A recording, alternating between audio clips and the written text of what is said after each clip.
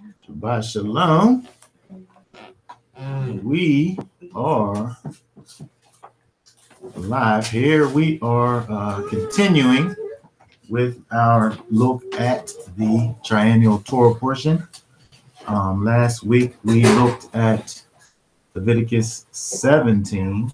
We talked about you gotta do this every week. We talked about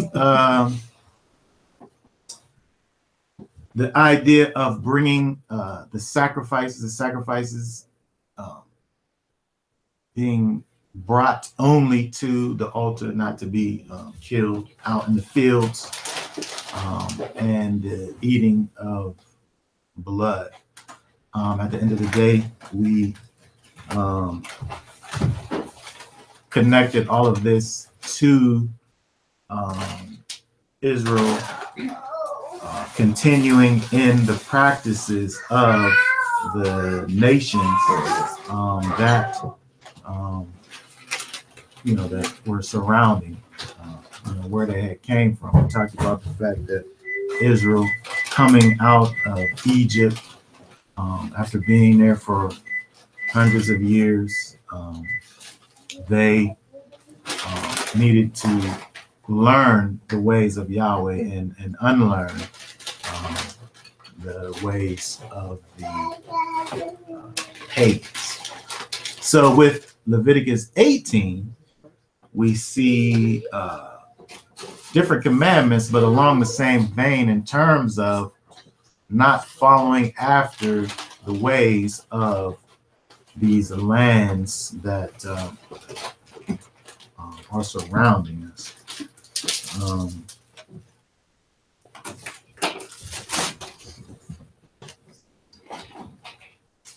I want to read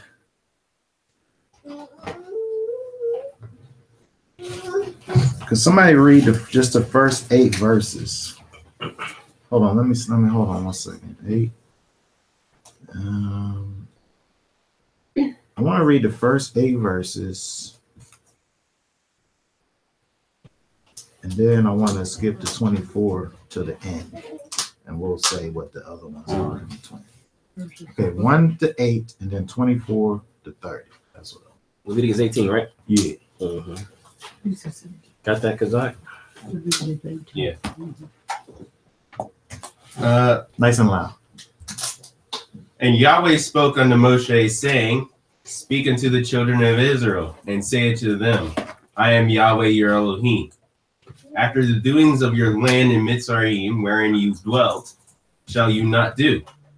And after the doings of the land of Canaan, whither I shall bring you, shall you not do. Neither shall you walk in their ordinances. You shall do my judgments and keep mine ordinances to walk therein. I am Yahweh your Elohim. You shall therefore keep my statutes and my judgments, which if a man do, he shall live in them. I am Yahweh. None of you shall approach to any that is near of kin to him to uncover their nakedness. I am Yahweh. The nakedness of thy father or the nakedness of thy mother shalt thou not uncover. She is thy mother. Shalt thou not uncover her nakedness. The nakedness of thy father's wife shalt thou not uncover. It is thy father's nakedness. And 24 reads, Defile not you yourselves in any of these things, for in all these the nations are defiled, which I cast out before you. And the land is defiled. Therefore I do visit the iniquity thereof upon it, and the land itself vomiteth out her inhabitants. You shall therefore keep my statutes and my judgments. It shall not commit any of these abominations, neither any of your own nation, nor any stranger that sojourns among you. For all these abominations have the men of the land done, which were before you, and the land is defiled. That the land spew not you out also, when you defile it, as it spewed out the nations that were before you.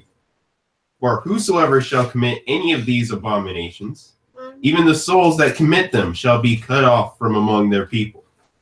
Therefore shall you keep my ordinances, that you commit not any one of these abominable customs, which were committed before you, and that you defile not yourselves therein, I am Yahweh, your Elohim. Okay. Reading.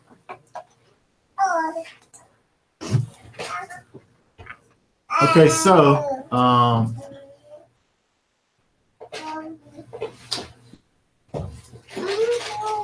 this Torah portion, we look at this Torah portion, and again, looking at where it begins in terms of Yahweh kind of prefacing these commands. We think about these commandments. He's giving us all of these things that are dealing with the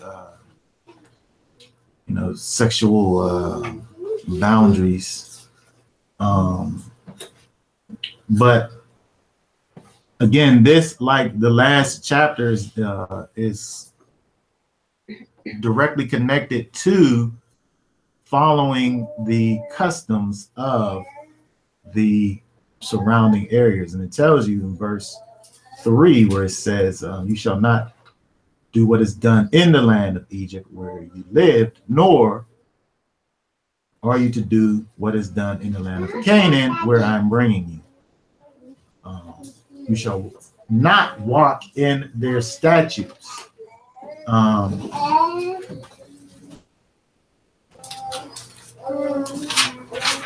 That part there, you shall not walk in their statutes. I wanted to just talk about that for a little bit because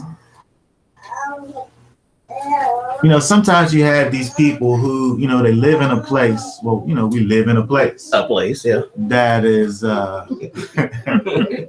It's a place. This is not Yahweh's chosen place. This is not the land. We are a people that are, we're without a land. We're in exile. We're in Egypt. We're in a place that, when we're surrounded by wickedness. And when you look at this verse here, just these 3 verses, and Yahweh says, you shall not walk in their statutes. You shall not walk in their decrees. You shall not walk in their laws. Can I say then, I don't have to pay no attention to these laws in this land. Yahweh said right there, you shall not walk in their laws. That's what people say.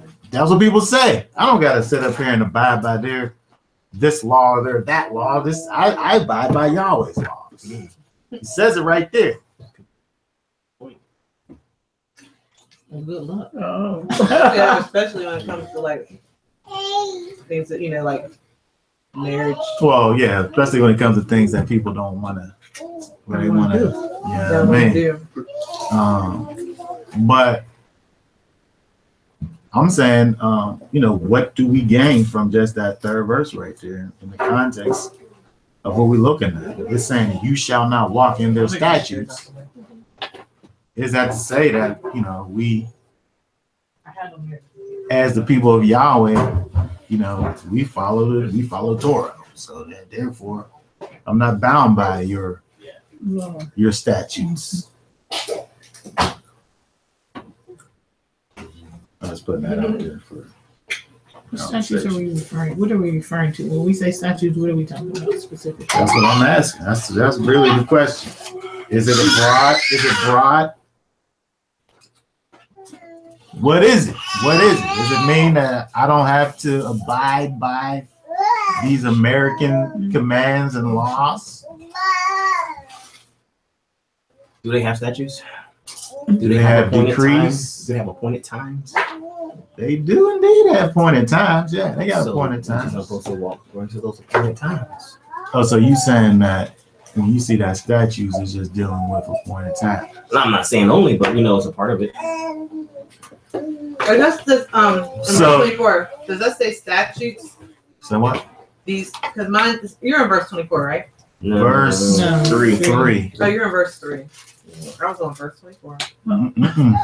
It says ordinances too. Ordinances. Yeah, ordinances. Same word. Same thing. Same as statute?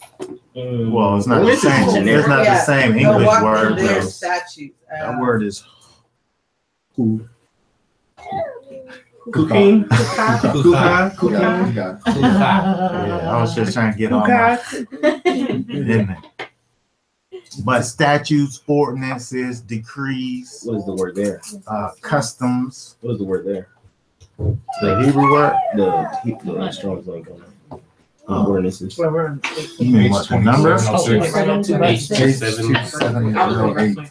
Yeah, I got my Hebrew Strong's I mean, I always say, What's the word? I can just tell you the number. You'll look it up in your mind.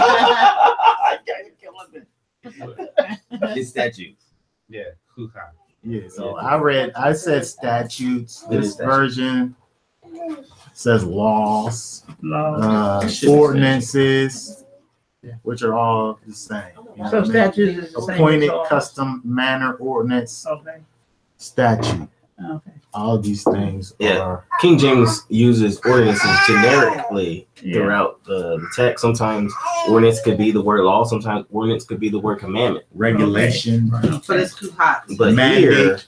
here they're talking about statutes.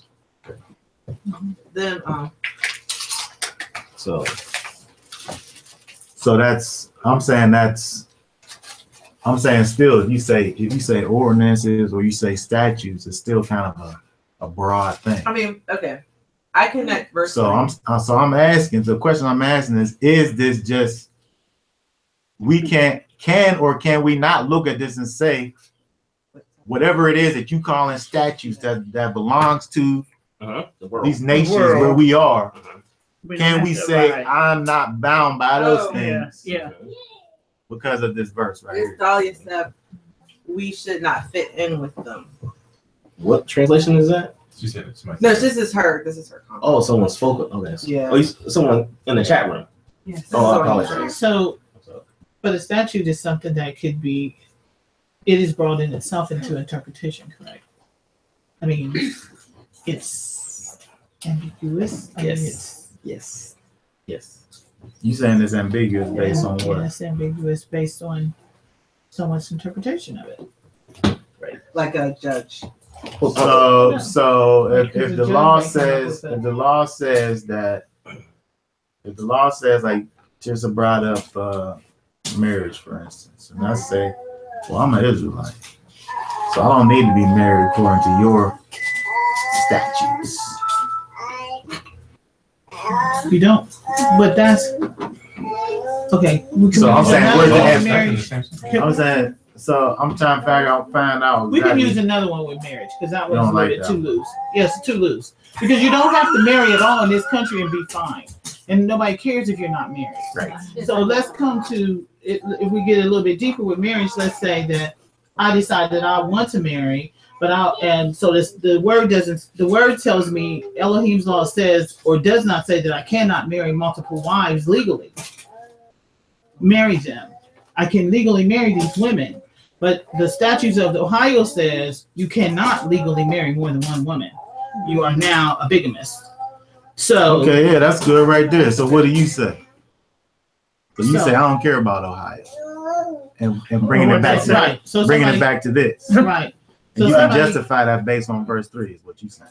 Well, I'm saying that because it's a statute, it's left up to interpretation by the person, and so we could say, I know, but "I'm let not." me just say, it's if we're Yahweh's talking law. about like statutes left unto interpretation, the interpretation is really based on who has the what's these people called the Authority.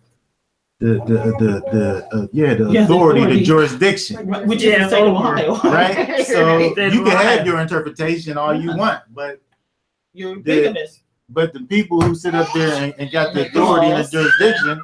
So that's what I'm saying about this whole idea of statutes being something that's up to interpretation. I'm not sure where you Because where you I can getting say from. that the Most High doesn't say that I cannot marry more than one woman. It doesn't say that I can't. You know what I mean? But So now, it's- even here, we mixing laws. Now, I'm saying yeah. I'm talking about the laws of the land. I'm talking about the laws of the land too, because the laws of the land say I cannot marry more than one woman. You cannot marry more than one Right. woman. So my question is that the laws of the land, because they're not Yahweh's laws, right. I don't have to worry about those laws. That's what I'm saying exactly. Okay, you saying that. Yeah. I wasn't saying that. That's what I was asking. That's what I'm saying. I'm not. I don't have to. I can ignore them because his laws. So you saying based on verse 3, that verifies what you're saying. But that's not going to stop those who have the jurisdiction, that have the power to over you. press charges, because you say I'm going to keep this. Yeah, of course it's not. I mean, You're in their land. Yeah, Right. we're in their land. So we can take a stand and say I'm not going to, but that doesn't mean there's not going to be some type of repercussion because of it.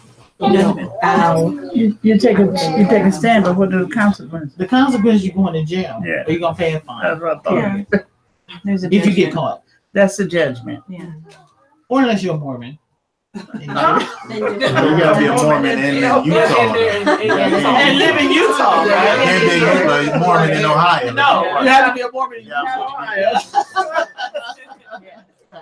You got moved. That's Okay, so that's like prostitution. Yeah. It's legal out west in certain, it's like in Utah and out it's that way, it's legal. like in Las Vegas. You know what I mean? Yeah. Yeah. And you won't go to jail or nothing, you know, but here you will, you know, nothing like this. Okay, so well, that's interesting. I would say that it's in regards to their pagan customs. Yeah. That's what I That's would what you would say? Pagan customs. I would say that as If I well. was a You judge, kind of let the cat out the bag. You weren't supposed to let the cat I out. think that- You were supposed to keep the cat in the bag. I think it's time for the cat to come out. It's time for him to get out. I think Cat need to get out. the reason I say that, because it talks in, well, we're going to start talking about the clean and the unclean sexual relations. And that's not necessarily tied to, you know, these verses. Not necessarily. It's just, it follows it, but it really might not be the whole train of thought. But he talks about keeping his statutes. So it's kind of like replacing the Egyptian statutes with his statutes. And then also in the land, he's bringing us into not living in their statutes, but performing his statutes. So that's the only reason why I'm saying that it's the pagan things. And then that the Torah is actually given to us so that we have what we're supposed to do and not what they're supposed to do, because that's why why they got kicked out the land in the first place. Mm-hmm. And that would be in verse 24 and in verse 30, where it says, "You shall keep my charge, that you do not practice the abominable customs which have been practiced before you, so that you do not defile yourselves with them." So we're only talking about things that are pagan ritual related? Is that what you're saying? Well, I'm saying that's what, well, I mean, it might not be just pagan ritual, but like if they wear ZC strings with a red string on it, Yahweh said for us to wear it with a blue string on it. So don't wear it with the red string on it. Like they do. Why don't we just keep it more like just? Well, I'm saying that she asked if it was pagan or not I know he pagan, rude, but like, I'm saying that I'm not necessarily saying that it's like if they have statutes that we're not supposed to walk in their statutes, we're supposed to walk in the statutes that Yahweh said to do. So it's not necessarily like just like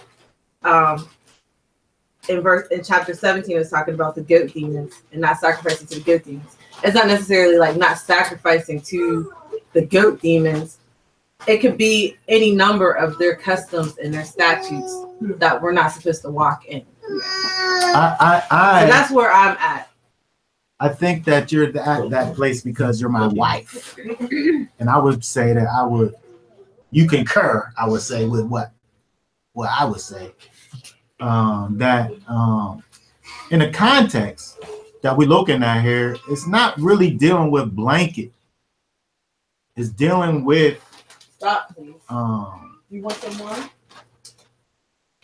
It seems as if it's dealing with these pagan customs. Like it doesn't really, I mean, it really makes no, it doesn't make any sense to say, well, you know, these people in Canaan where we're going, they have a law of, you know, taking water and putting it in a bottle. And I'm going to say, I'm not putting this water in a bottle. Like it's just totally, this thing that's just totally just, it has no real significance. It's a law, but I'm going to just say because it's a law that is not from Yahweh, that I'm just not going to do it. Just why? Like, what's the point of why does Yahweh have a prohibition of a law that doesn't even concern him at all? I think it's the pagan stuff. Like you hit it to that, and I think it's the pagan stuff really, and not necessarily the laws. Like any nation. Oh, okay. Yeah. Like now, so you backstepping now. No, I'm not at all. Because I can't run a light and say that it's not in the Torah that I can't run a light. That's a law in the land, and it's to keep people safe. Actually believe that they can run a light. Who believes that? Because it's the law of the land. I mean, it is the law of the land. I mean, it doesn't get into, but that doesn't get into stuff that's against him, though. How is that against the Most High? I mean, it's just saying. You know what I mean? I mean, I think that he's talking about things that are deeper than that would profane him or profane his name. You know what I mean? Or cause people to stumble. And that red light ain't got nothing to do with you stumbling unless you kill somebody, and that's a problem. You know what I mean? That's why you don't run the light. But so, I mean, you know, I think it's more than just law. I think it has to do with stuff that's almost blasphemous. You know, just really stuff that's against them. Well, he talks about these abominable customs. Yeah, those things. Not which, you know, just these random things, these laws that just happen to be laws of these other places that are just kind of neutral type things. Are they abominable just because of the simple fact that they're Egyptian laws, or is he specifically dealing with these things that he's calling abominable? Like we look in this chapter when he's dealing with these illicit sexual behaviors. Yeah. He's talking about not being defiled. He's talking about by the land. He's talking about, you know, stay out of this stuff. Don't be defiled by what they're doing. It's more of a protective thing to stay out of it, not so much as in a justification of doing whatever you want. The spirit of it is definitely about not being defiled by what I'm taking you to a land that's defiled already. Don't be defiled. Protect you. Yes. Yeah. Not partaking in the things. Yeah, exactly. Yeah. Yes. Okay, good.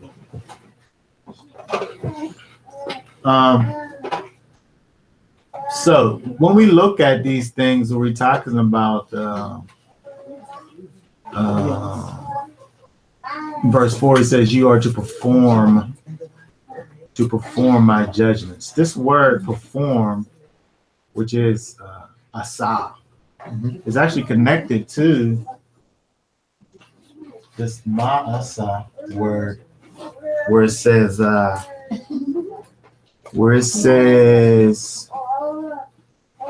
in verse 3, "You shall not do." Let me look at this in the King James. The doings of the land. The doings of the land is kama sa eretz, the practices of the land, which is it comes from this word that says do.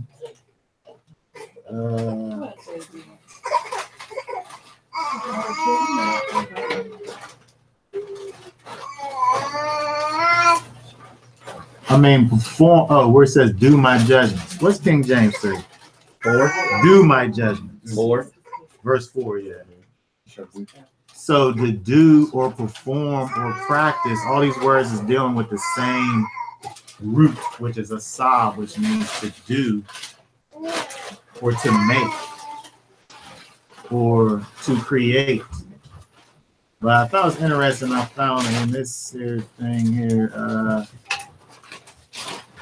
talking about this word asah. It's frequently used. This frequently used Hebrew verb conveys the central notion of performing an activity with a distinct purpose, a moral obligation, or a goal in view. So it seems that it speaks to the intention. It speaks to not just an action.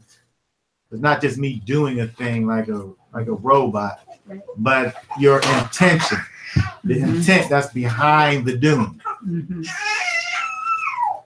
And when it's talking about in verse 4, where he's talking about doing my judgments, as opposed to doing those things that are connected with the land of Egypt, or those things which are connected with the land of Canaan, I think we have to think about also motivations and intentions, because we see the English word do, and you kind of just think about an action that's being taken, but we don't think about taking it to the the word that it comes from. When you look at this word asah, and over here, which is an ayin, sheen, and hey.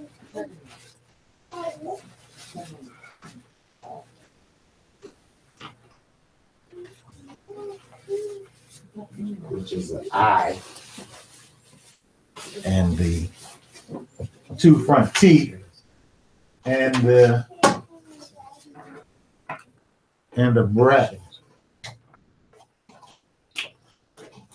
The man with his arms raised. So we look at this ayin is dealing with seeing or knowing, having a knowledge, looking.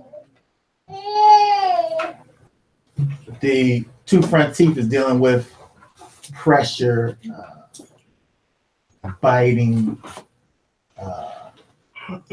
pressing in, and breath. Right? So if we're talking about doing something, and this is the word that means do, he's dealing with this knowledge, this kind of intimate knowledge, pressing in of this intimate knowledge into the innermost, the breath. If you don't have no breath, you're dead. Right? The innermost thing is the breath. Right? So when we look at this word asah, again, it's more than just doing a thing. It's kind of again, we're looking at the intention. If we look at the word asah, it also can mean to create. Like if I'm creating a thing, it's kind of something that's coming out. It's an expression of something that's inside of me, right? So when we're talking about Yahweh not wanting for us to do these things that are connected with the lands that are around us, he don't want for us to have this kind of tight bond and connection with these things that are around us, right? Where they're having so much influence on us that they're causing us to do those things which are connected to them, to that place, more so than to the Most High. Excuse me. What did you say again about the eye? Can you say some more about that the eye? Eye is the eye. So with the eye, you see. Yeah. You see things, you know it. When you know it, you have intimate relationship with it. So when you're looking at something that you are seeing with your eye, you're not just glancing at it, you're staring at this thing, like and knowing it. Like a desire of being persuaded. It could be that. It could be that. Yeah. You already had the pressures already been on you. Now you know it, and now it leaves your breath. Mm-hmm. And you do it. Yes. Hmm? What you mean? It's the same letter. I'm talking about in the with the dots here or there. That would change. I don't believe it changed. We don't have no dots in the pictures. Oh, you ever think about how the shin and the shin sin is just an atomic. If it was a sin, it's just an atomic. If it is a atomic, if it's a sin, it's just a atomic. Because there wasn't no sin. So you wouldn't try to be a atomic. So you saying, what if it was a Samek? Yeah. What would have changed that? What if it was a thorn bush? How would it change that picture? Well, it's changing the word, but theoretically, we can look at it. You know what I mean? You change it to another. I mean, that's what the letter is. Yeah.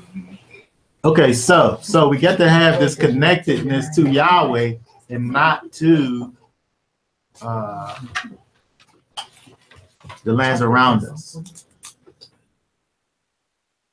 Yeah, and as you go on, that's why it has the word walk there. It's referring to how they live, their customs. Yeah. It's direct. Don't live like them, and then he reminds you, because I am Yahweh, your Elohim, your Elohim. It's basically, you're my wife, so don't start acting like their wife. Reminding them. Just because we're around there, I'm letting you be there. Don't start acting like them. Right. Don't forget your mind. Start picking up their customs. To remind them. Right. So that shows the importance of that we're doing these things or keeping Yah's statutes and commandments out of desire, not out of a duty. Yeah. Because then we're so easily drawn away. If it's not a desire that's coming from a passion within us, then we can be swayed. Yeah, exactly. So it's lost. The meanings get lost when we don't look at where it's coming from. Because I can think that all I need to do is do these things. And it don't really say that. It's not really just saying that I just go through motions. Right? There's an internal thing that has to be there. I think it points us to the new covenant in terms of the fact that Yahweh, when he puts that spirit inside of us, it causes us to do. It causes us to do his laws, statutes, and commandments. It causes us to aside these things. To not just do them, but to have a desire that's put in us, something internal that drives us, not just us doing a thing. And when we have that internal thing driving us, the external sounds get smaller and less influential, the bigger that internal desire becomes, which is the point. If all I'm doing is just doing things and it's not really based on an internal desire for me to do it, I have to suppress this internal desire. And if I don't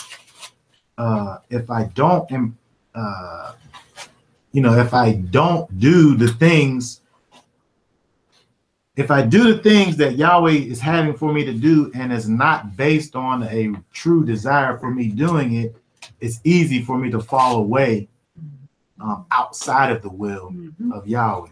And I think when we look at this, it's interesting that it's talking about this sexual immorality, because at the end of the day, when we look at this whole idea of these sexual immorality, it's this physical thing. It's this physical thing. We can't do these physical things. But in the not doing of these physical things, there has to be some type of internal thing that stops your animal soul inside of you to agree that these things are abominable things. Because when we look at, I guess it's even hard to think about this kind of in the culture that we live in. We're culturally, in America, culturally, these things, a lot of these things are considered to be abominable. And it's kind of how we've been kind of accustomed, we're abominable, maybe taboo. I'm gonna say abominable. Things that are abominable. Well, yeah. Yeah, they're just taboo. Maybe you're right, because you go in certain places. You go in certain places where it's not really. But in general, I would say because of the culture that we're in, some of these things that we look at are things that are frowned upon, and we're taught over time that these are things that we shouldn't be doing. But imagine if that wasn't the atmosphere, right? If you're in a place where or any of those places where this is the norm, and you don't have the mainstream society and culture, ingraining certain things into you, where you could look at a father's wife or a stepmother and a brother and not look at, I just look at them like a brother. Like, why do you even say that if it's not kind of culturally ingrained in you that that's something that you shouldn't be? That's just my sister. But it obviously had to be said that this was a sister as a place where you should not look. Can you put it on present mode? She's talking to him about sister. Yeah, so when we look at these things in terms of these relationships, in terms of fathers and mothers and fathers' wives and stepmothers and sisters and brothers and grandchildren, half sisters and brothers, aunts and uncles, in-laws. Yahweh's saying that these things are all things that are off limits to us. So when we look at this whole idea of uncovering the nakedness, uncovering the nakedness, I could be wrong, but every time you look at this idea of uncovering the nakedness, it's always connected to sex.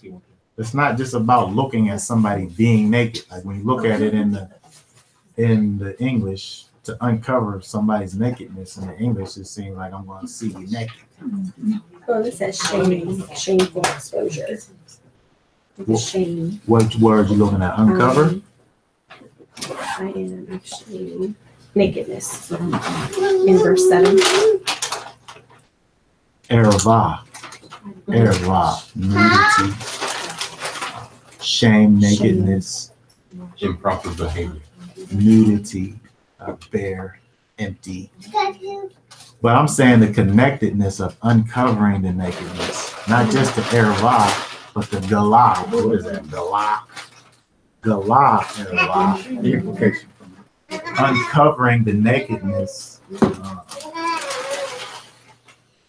The idea of it is not just, me seeing someone naked, but it's what we're looking at here. You uncovering the nakedness is speaking about the sexual act. Yeah, because you take scripture as a whole, when people mikvah, obviously there are people that were uncovered. So that physically someone may have seen something, but it wasn't about that. It was the same implication was more sexual in nature. The mikvah, they were uncovered?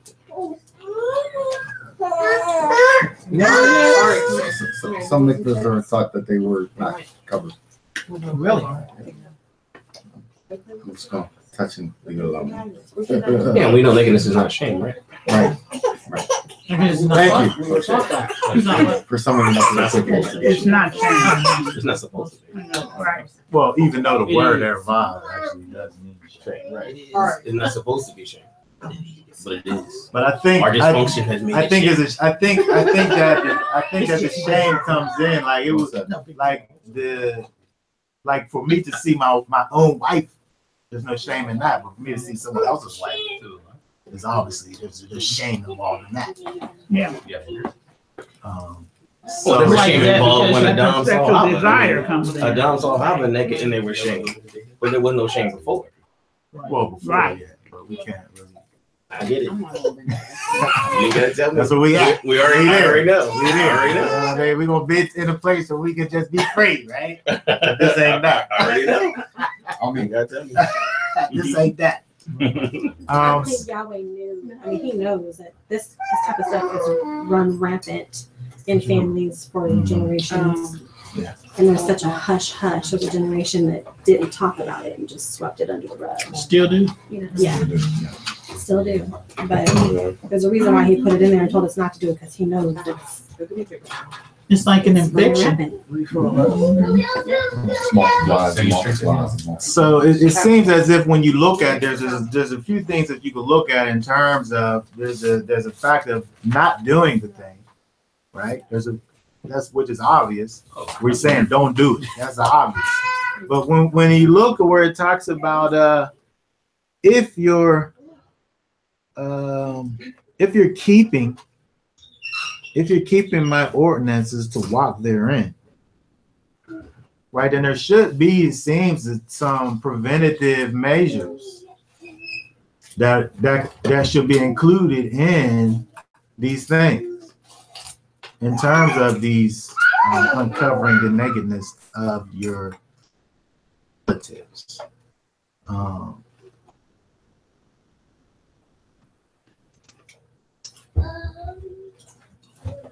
I think we can see modesty in this. You can see modesty in this in terms of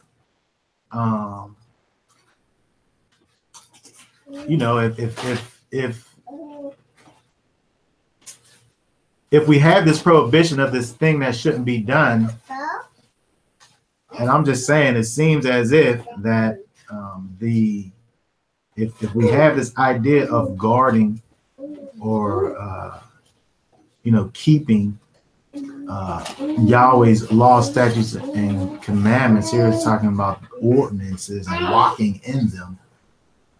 There should be a way upon which which wouldn't cause people to fall into these things. Because again, first of all, you have the idea of not doing it first off. But if we're in a place, which they are, where it's really just dealing with do's and don'ts, it's really just dealing with whatever physical power you have.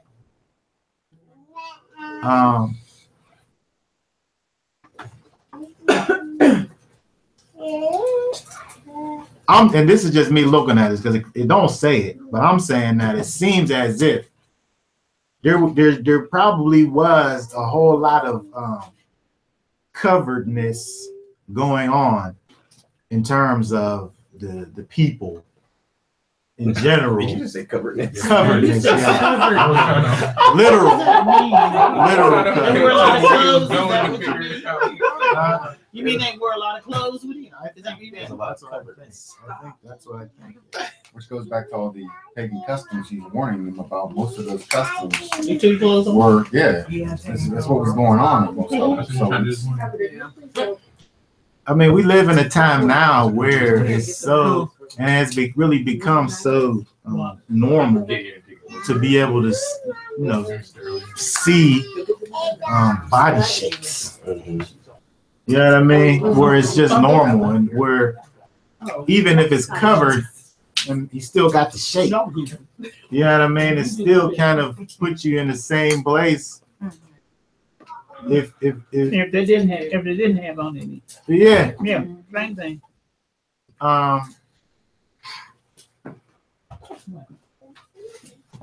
That's just my own little thing, but I'm just saying, it seems as if when you look back in history, it seems like things get tighter and things get removed as time goes on.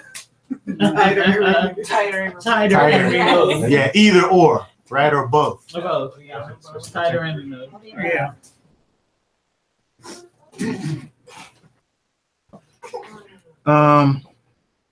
Okay. All of which Yahweh is here saying that when we look at the end of the chapter, where he's telling Israel, you're coming from a defiled place, you're going to where the people that are there are being spit out because of the fact that how they were defiled. And that at this point, that too could be the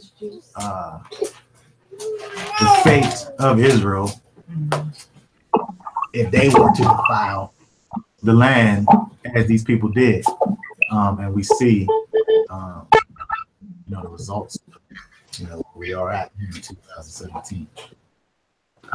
Okay, so anybody have any thoughts or comments about any of this stuff we sent in time off?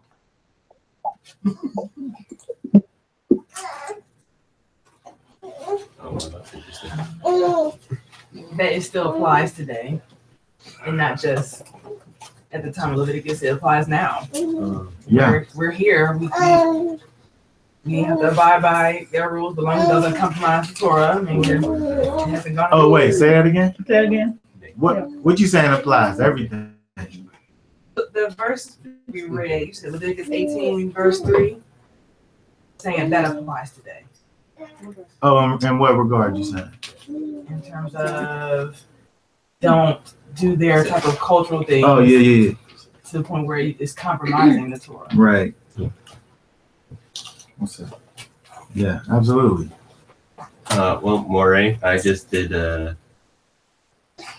two words uncover and nakedness. They have there were two Greek words in there that I didn't understand. Denude and I think in uncover, and that means to strip of their covering. That was in the word uncovered.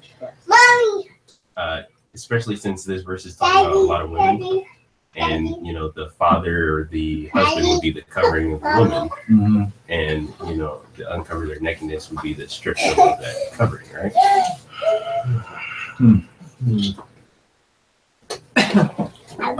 Yeah, I guess you can look at that and there be kind of a multi-layered thing going on in terms of physical covering, the physical nakedness, and just kind of the actual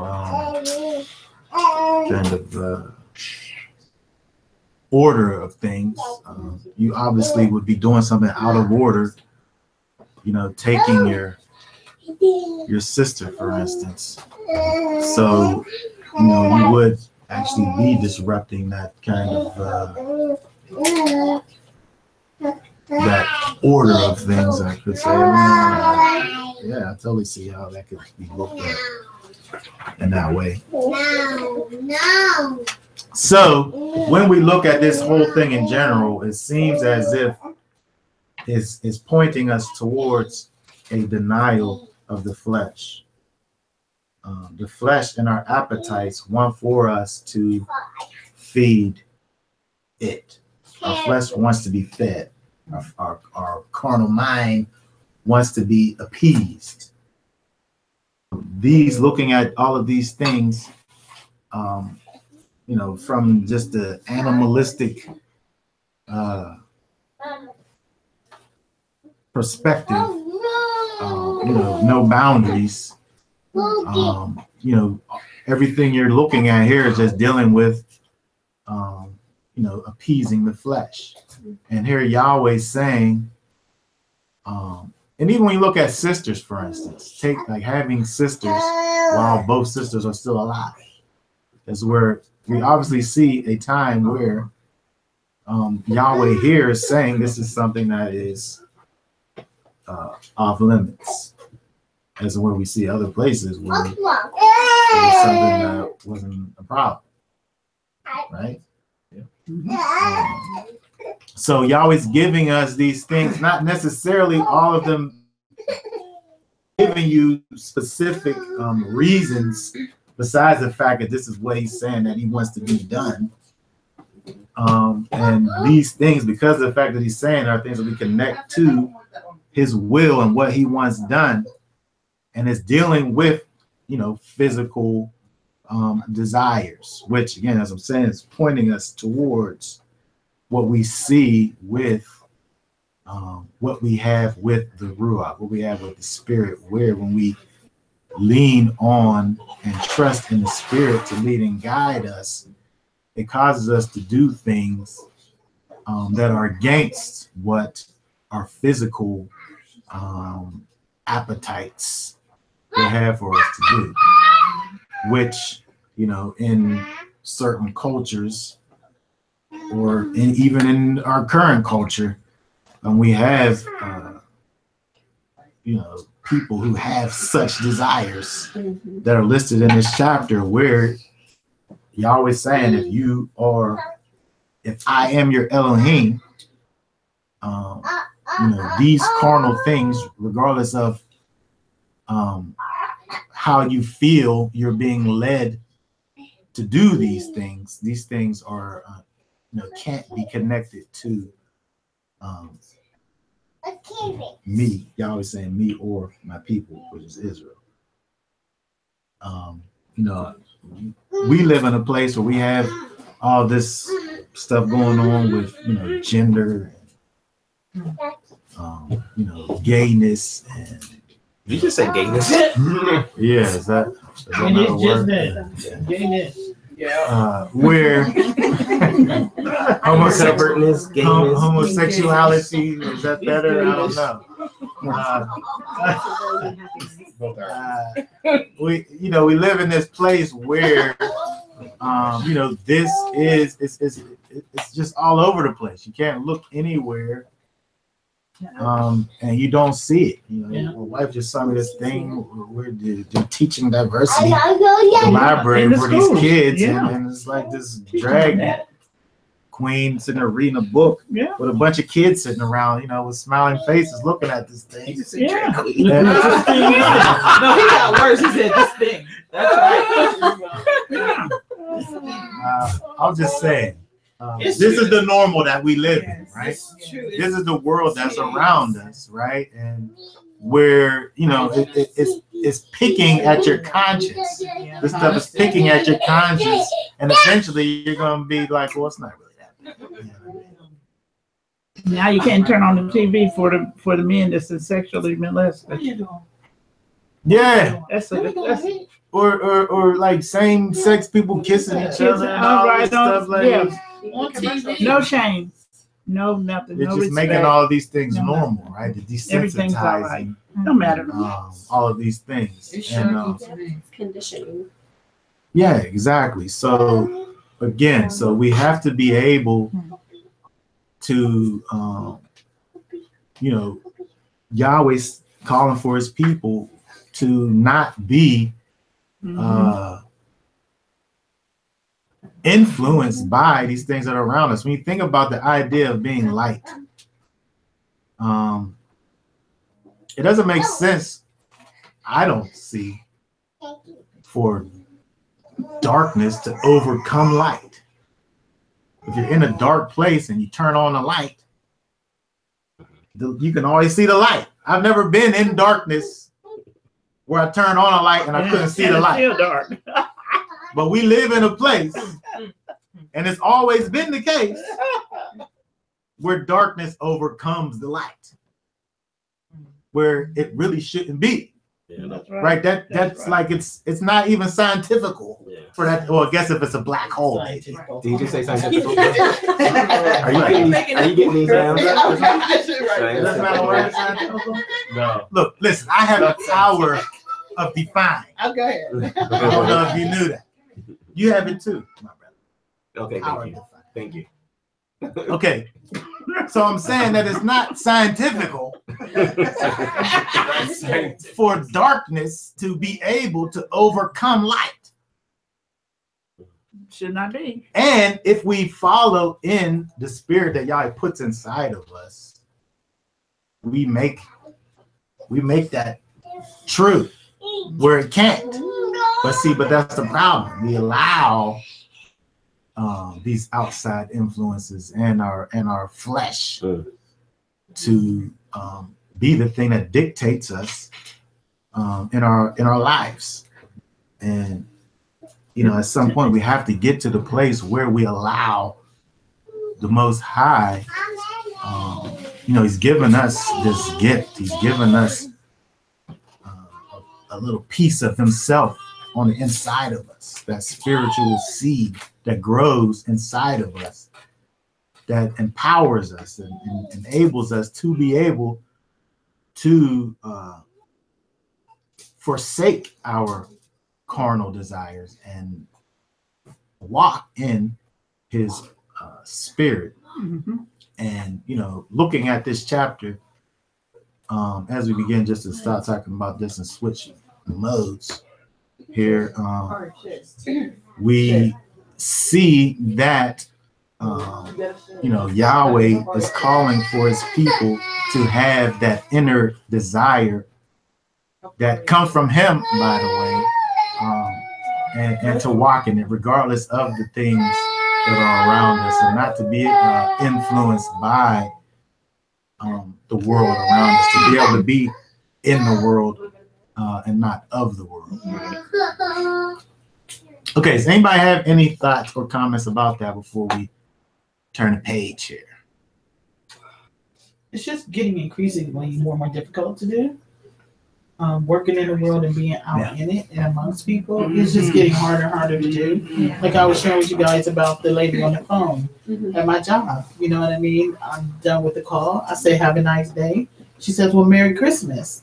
I said, have a nice day. I said, Merry Christmas. Mad because I wouldn't respond back to her Merry Christmas. Well, is that really Merry? I mean, was you really sincere about that, or you just tried to get me to come along with you, what you was doing? I said, have a nice day. People will try to force you to convert. Absolutely. I would have had to tell her, sorry, man, but I just don't do it. You don't. Oh, see, Put me out. I don't have a job, ma'am. You shouldn't have said that. Okay. HR might be following that. So, yeah, they do. Okay, so if that being said, we're going to be done talking about the Torah portion for now, and we're going to let Hoshea came all the way up here with his crew.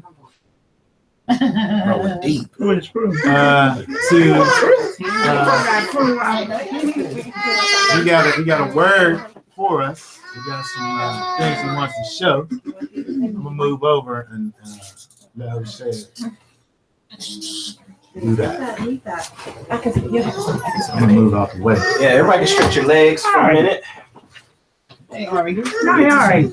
Get to some good stuff.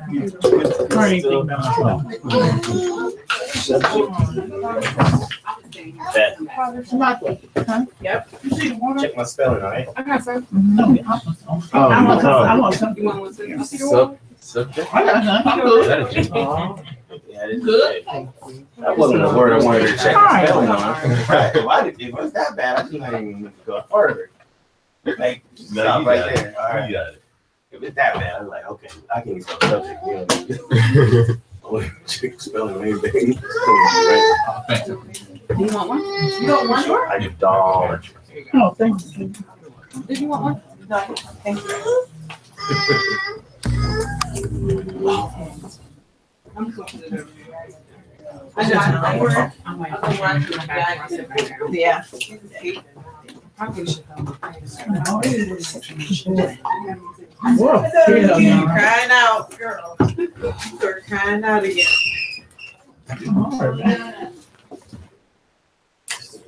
You feel like they glued that on it. It's on your tight. What's the point? Did y'all have very much snow last week? This week, like earlier in the week.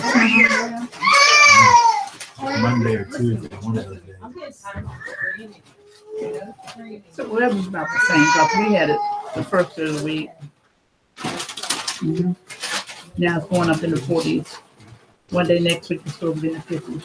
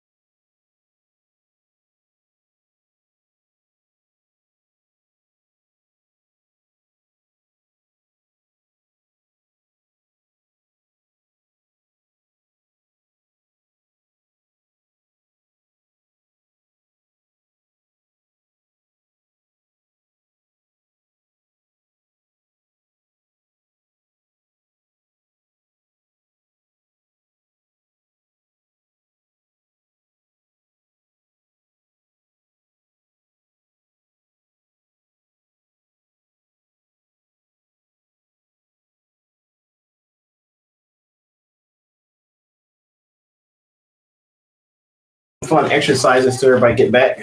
We'll do some fun exercises. Hey, everybody out there in the internet world, I'm Hoshea from House of Israel, Ohio. Thank you for allowing me to have an opportunity to participate in Direct to God's live broadcast every week faithfully. We're gonna go over some things that's related to the season. So let's start with let's do some fun exercise. Let's do some exercise. If it was raining outside, it was raining a whole lot, how would you feel?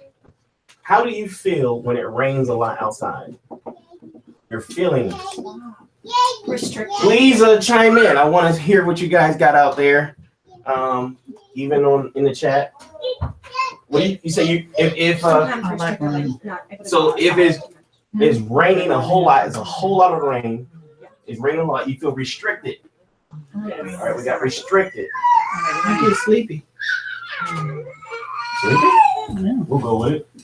I do. So it's raining a whole lot. How do you feel? How do you feel when it's raining a lot? Some people be depressed. Some people depressed. All right. I like rain. You got to back up on this marker. You got to back up on this if I leave the cap off. Yeah, I got cap. I would say unmotivated. Unmotivated. Oh yeah. No. I feel relaxed. Oh. Yeah. Relax if it's raining a whole lot. All right, relax. You can just try to change the answer. You relax and I go to sleep. No, I did not. Hey, that's what she said. Or a whole lot of rain. A whole lot of rain. It's raining a whole lot. What else we got? It makes me feel like I have to be still because it's a little overwhelming. Be still. Somebody said, "Are we in it or in the house?" Doesn't matter. You could be Dr. Seuss standing inside, looking outside looking outside and looking at the rain, or you could be in the rain. Someone said, "Wet if I'm in it." That's Sister Sarah. Wet. Wet. Yeah, if you're wet. in it, you feel wet. Okay, that's right. Okay, we'll go with that. Wet if you're in it. If standing in it. Nope, it's raining. Damn it. All right, cool. What else we got? Any other feelings that you have? If it's a thunderstorm, you could feel scared. Scared. So you was which one were you before? She was relaxed. You was relaxed and now you scared. It depends. Is it a thunderstorm though? Or is it just rain? It's just rain, Samantha. Okay, so you can. Someone said cautious. Cautious. Very good. Okay. Cautious. C-A-U-T-I-O-U-S. Cautious. All right. Men, did you have anything? I actually feel directed, but that's Directed. Yeah. Directed. Yeah, I have inside work and outside work. If it's raining, I'm staying inside. It doesn't affect all. You know what you got to do now. I know what I have to do. I don't have a choice. All right. Unless I'm gonna pray and wash the heavens. I think I disagree with. I agree with restricted. Restricted. It's kind of the same thing. I would say reflective. Reflective. Reflective. Oh my goodness. So let's go to Proverbs chapter 28. Excuse me, Proverbs chapter 27.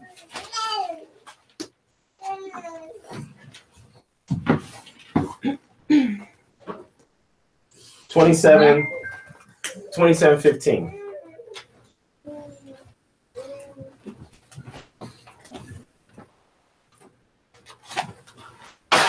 Read that nice and loud for us. Right. It reads, a continual dropping in a very rainy day and a contentious woman are alike. So a contentious woman makes me feel sleepy. No. You're exhausted from the argument. Come on. Come on. All right, there you go. You'll be exhausted. You get exhausted? I think the answer that I agree with still works. Right. Restricted. Restricted. So let me answer the Who question. said that? Who said That was your wife, I think. No, that was Leah. No, that was I was be still. You was be still. She was restricted. All right. I said restricted. You said restricted. We got 3 restricted. Contentious is argumentative. Whoa. To argue, just to argue. Disagree to disagree. Getting on my nerves. Oh, mine definitely. Annoying. That's annoying. Right. So he said, hey, because I see a contentious woman, I already know to go the other way. I ain't even deal with it. I'm motivated. Yeah, it sucks the motivation. It sucks the life out of you. It sucks the motivation out of anything that contentious woman comes into. The environment, the house, the home, the place, the time, work. It will suck the motivation out of it. Of course, you could feel relaxed around a contentious woman if you was raised in a contentious environment. Now I feel like home because that sounds like the way mommy taught me. Yeah. That's the way mommy taught that. You know? And if you weren't in that environment and you were afraid of women, you could be scared. And wet, we're just gonna throw that one out for now. Thank you. Well, if you're wet, you're heavy. Oh, there we go. Oh, There we go. Thank you. Hooray. Heavy. Save the day. Wet is heavy. Wet is heavy. Wet is heavy. There we go. Especially when on jeans. Someone said bombarded. Bombarded. Yeah. Bombarded. I'll throw you. You want to say that? That's fine. Looking at somebody.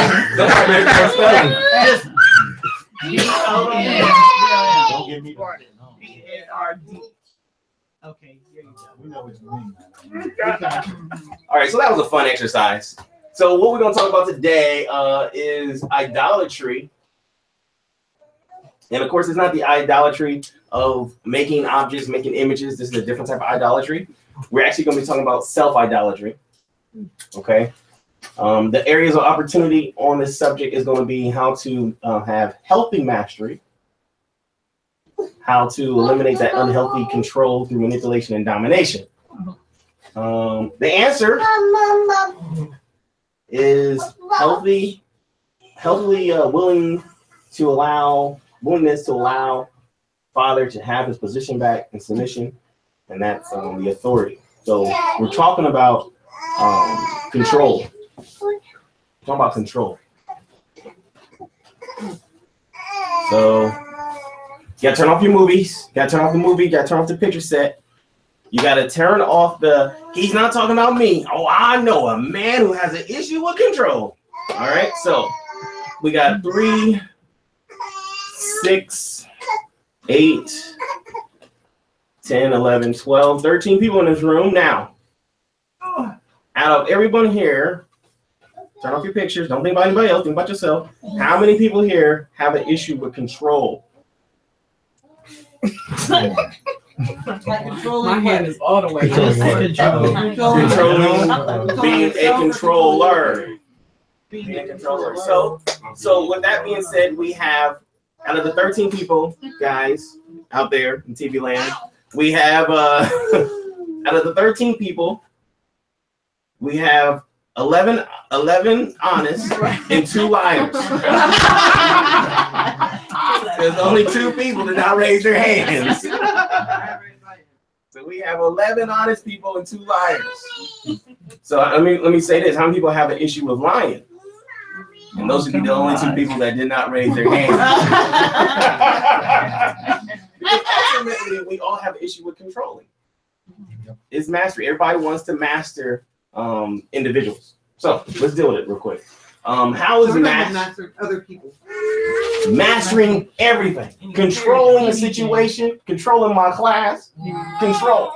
I have an issue. I know. I'm trying to talk. You're stepping on my words.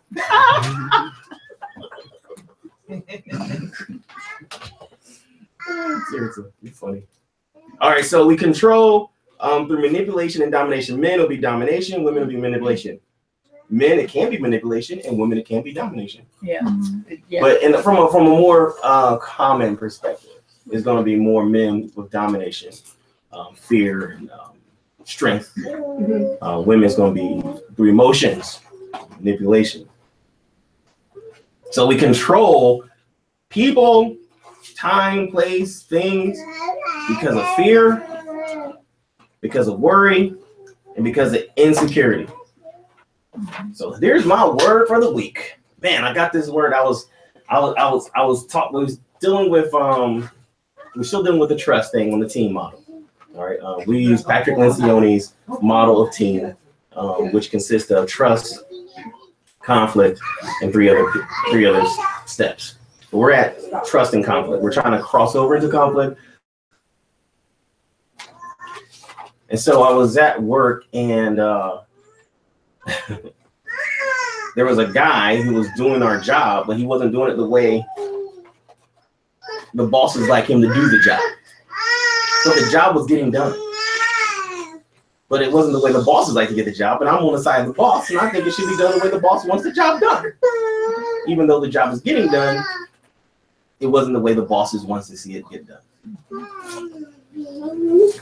And so I thought to myself, is he playing team? Is he a team player? Can I trust him? And then my next thought was, it was like a major prick. I just had to breathe. And so this is what you guys got to get. If y'all get this, y'all will be the winners for the day. I mean, we could actually pack our books up and go home and be done. You just got to get this one thought in your mind. You got to say this to yourself. Don't think about other people. Think about yourself. I'm thinking about Hoshea. Don't think about anyone else but yourself.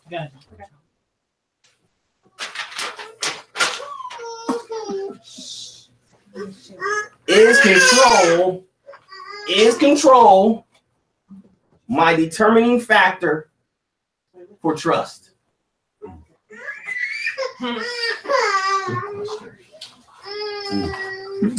Control my determining factor. So if I can't control you, I don't trust you. Is control my determining factor for trust? Yes. For trust. If I can't control the situation, I can't trust the situation. If I can't control, like here's a good example. I like dogs because dogs actually have a method of training and how they are to be trained. You can put a leash on them. You can train them. Cats, they can love you today, hate you tomorrow. There is no method to train them so you can establish trust. Right. But am I saying train or am I saying Control. Control. And the cat said no. And because I can't trust you, because I can't control you, I have a fear. Oh, we gotta come back to you. Yeah, look, because I come back to you. I don't want to lose you. Because I have a fear. Because I have a fear of my insecurities and my lack of trust. I have to control you or the situation or people or things around me. I have to control everything in order to my fear. And now I can trust you. If you're where you're supposed to be, doing what you're supposed to do, when you're supposed to do, and do exactly what I say to do, hey, I trust you. Well, more than that, you're saying do it how I said to do it too, not just do it I told you, but how I said to do it. Because the guy was doing the job, but he wasn't doing it how he wanted it. He wasn't doing it the way how I thought. But he was still doing the job. But he was still doing the job. That's right. Yeah, another layer. Yes, I felt the same way when I heard it. Yeah. Because I thought to myself, is that why I don't like cats? Is that why, so I start now, I want you guys to do the same reflection I did. All the people in your life you trust. Now think about why you trust them. Well, I already know I'm a control freak, so I'm out the picture. Then think about who you don't trust and why you don't trust them. You know how many people you don't I don't trust? have too many people I trust. See, where I got it from? It's all good. Someone else said, but also we are not designed to control everything. That would be stressful. Yeah, that's the point. We still try. We still try, right? Let's go all the way back to the garden. Adam was created for mastery and domination to have dominion on the earth. Well, you know what? We can make this a lot bit easier and more simpler if I have a little bit more wisdom. So if I eat of this fruit, then I can make my job easier. I control the situation. All right, so the word that I use for control is shlita. Shlita, that's SHILTAH. Say it one more time. I'm gonna put it on the board. Shlita.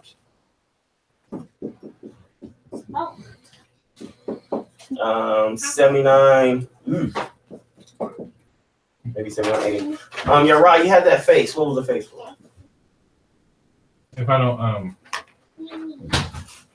the trusting, I was trying to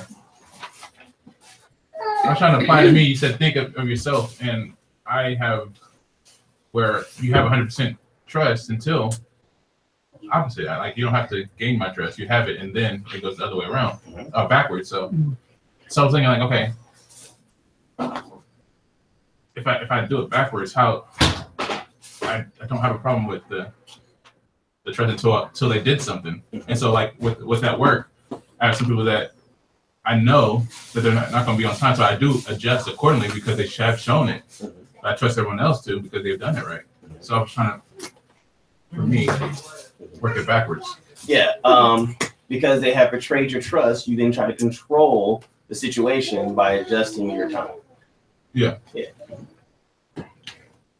All right. To rule over, to have mastery over another. And so, does anyone see the idolatry in that? Who does anyone see the idolatry? Let's go to Exodus chapter 20. We'll look at some scriptures. Exodus chapter 20.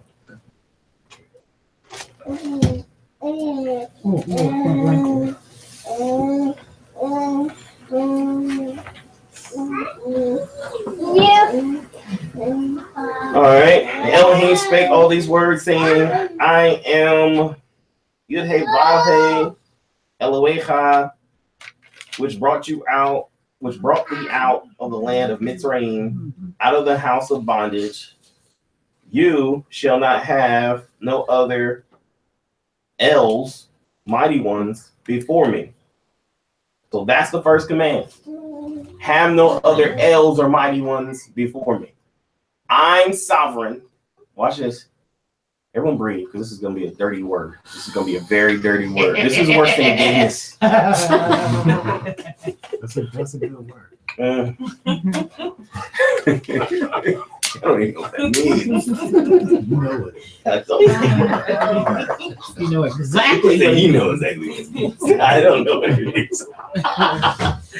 All right. He is in control. Absolutely. Now, for a controller, watch. Can I trust you? I can't see you. Can I trust you? I can't see you. I can't control you. Can I trust you?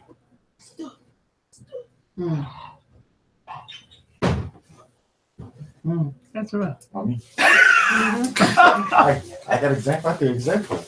How that settles in your spirit, that's idolatry. And so when we're talking about faith, is established on trust. But yet I can't see you. How am I supposed to trust you? And I can't control you.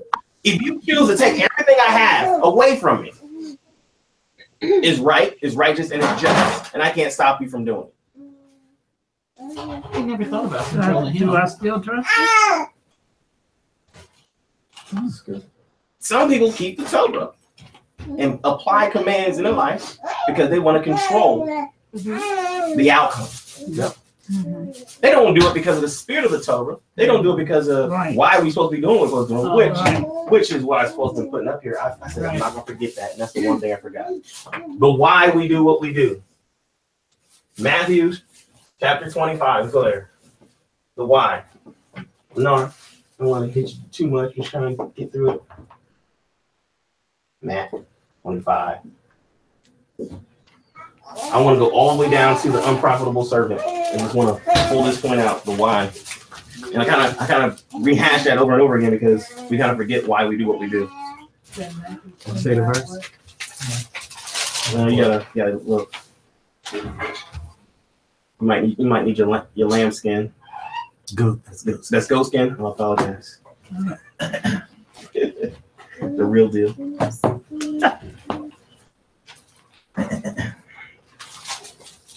I want to scroll all the way down to the unprofitable servant.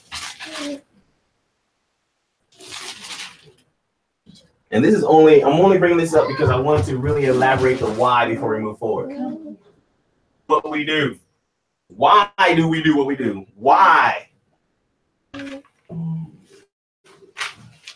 We're casting out. Did you want to start at the LM says trusting y'all regardless is the key. Yep.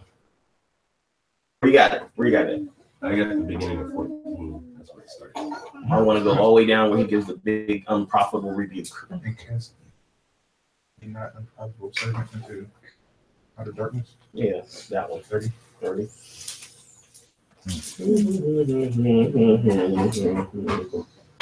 Sorry.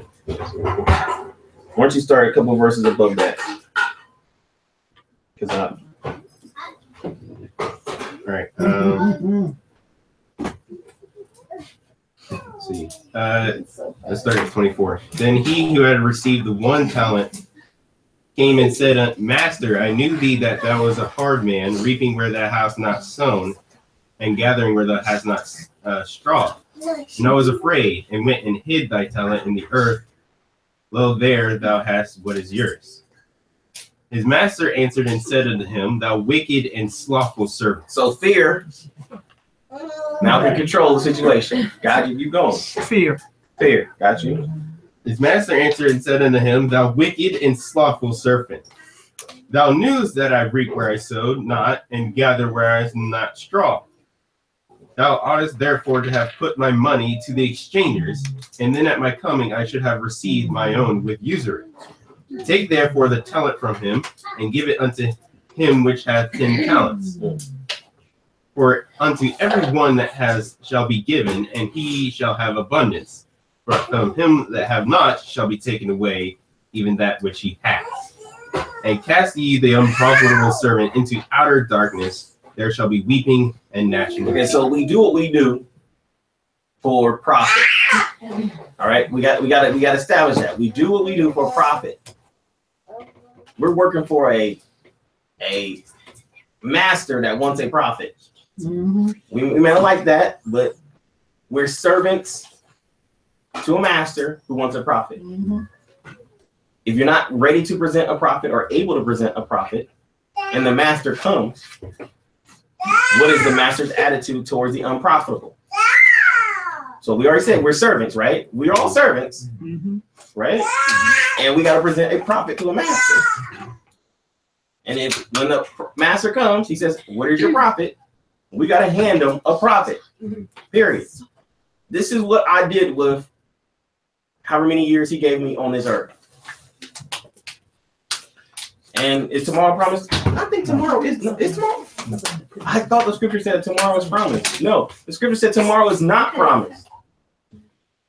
And so when do I have to start producing this prophet?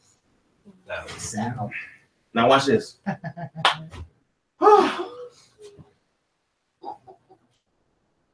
Here's a revelation I got in the van. In the van. In the van. Well, not when I was stuck in your snow. No. Only thing was coming out then were not happy thoughts. Pittsburgh.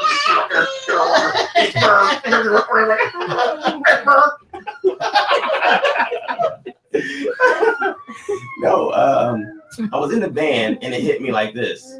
What season are we in, guys? Winter. All right, so we know the answer is a willingness to allow Father to have his position back through submission. And so this is a season when we need to have submission. Right.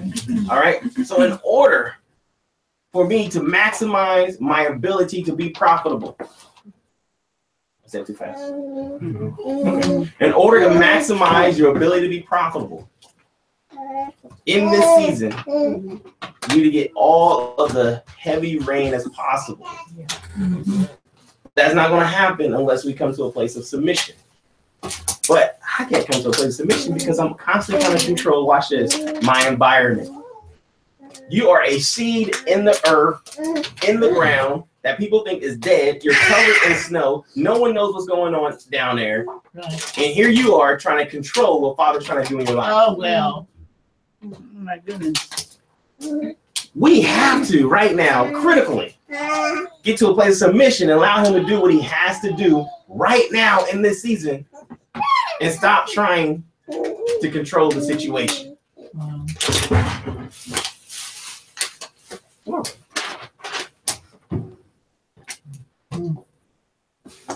Good with that? I'm just trying to breathe it. Let's just breathe through it. It's a lot. It is. It's heavy. It is heavy. And that's why when I was at work, I was just like, that is so neat. Yeah. That is so neat. My watch. And we could go through different ways that we use that people can control. We could go through that. We could use examples like emotion. You know, my kids always just say they would say to each other, like, my daughter would start crying, and my oldest daughter would say, "You might as well stop it." Don't work. It don't work. It don't work on me. That is not the card to play on me. No, you don't care. Tears is not gonna. Rivka, you know, right? I'm just Yes, like, I do. okay. That's not the card. No, you're not good enough. You put some money on the table. You might be warming up to my card. What are you talking now? How much you talking?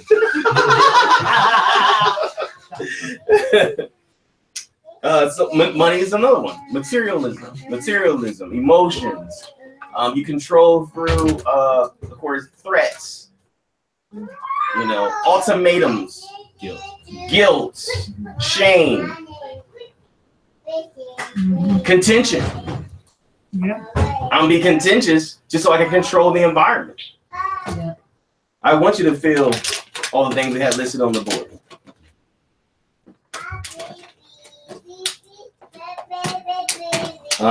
So we got fear, worry. We already know the scripture for worry, right? Matthew chapter 6. We don't need to go there. All right. We got fear, worry, and insecurity. No, go there. Go where? Matthew chapter 6. Okay. Where is it? Fabian can quote it from the top of his heart. It's such a common scripture. Can't you?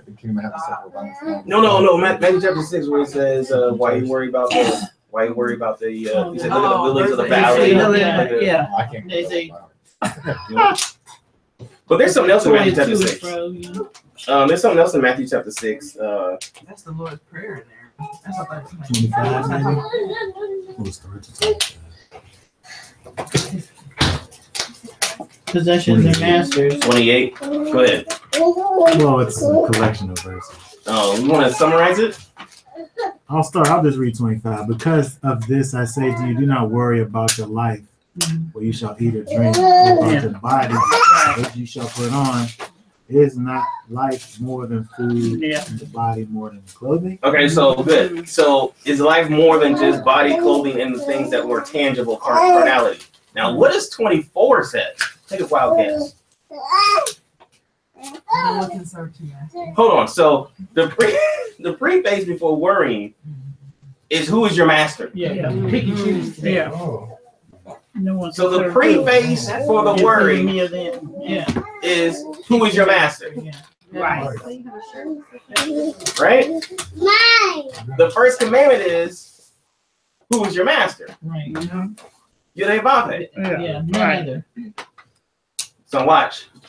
When I step into Yaron's life and I say, this is what you should do, this is what you're going to do, and I use my position of leadership or friendship or emotion, I now take the place of Elohim and I become his new master. Okay. Because I want to control. But watch, what does the text say in the Exodus chapter 20? He says, you shall not put a sovereign above me. You should not put no one above me. But then we all miss this house full of controllers besides these two. Get a house full of controllers and we all want to go and put ourselves above everyone else. Right. You know how hard it is for me to be at work and watch someone do stuff outside of what the boss says to do, and me to say, I am not going to tell him what he's supposed to be doing. Because I want to go over and say, you're not supposed to be doing that. What the boss wants you to do is X, Y, Z, A, B, C. Because I want to control the whole environment. Right. And it's humbling. Yes. It's so humbling. Because it's not my place. That's where submission comes in. You can even feel it in the back of your throat that you want to say somebody so bad, but then you can feel it coming over you. And that's where the submission comes in when it's right here. You have to step back. I've been there. I feel you. I know, just these two, they don't know what it's like.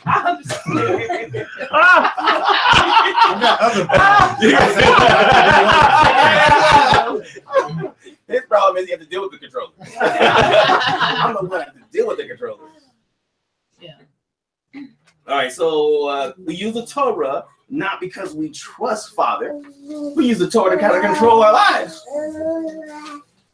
I came into the movement because I believe that we suffer from the curses. To break the curses, I'm going to do these commandments, and I'm going to do exactly what it says. Ezekiel 18 says, if I do these commandments, I will live and not die. I want to live. The curse-breaking ritual. So I'm not really about bringing a profit to the new master. I'm really about making my life better. I'm being really more selfish about it. Right? That's not your motive. You want him to bless you. Come on, your motive is to get a blessing. Then you keep the Torah for 2 months. You be like, hey, this magic wand, this magic trick didn't work. I've been in the Torah for a whole year now, and I ain't nothing changed. How has your heart changed? Have you even went back to why you're in this? Right. Well, let's deal with. I got 2 more paragraphs. Let's deal with this word propensity. Propensity. It's your natural inclination or tendency.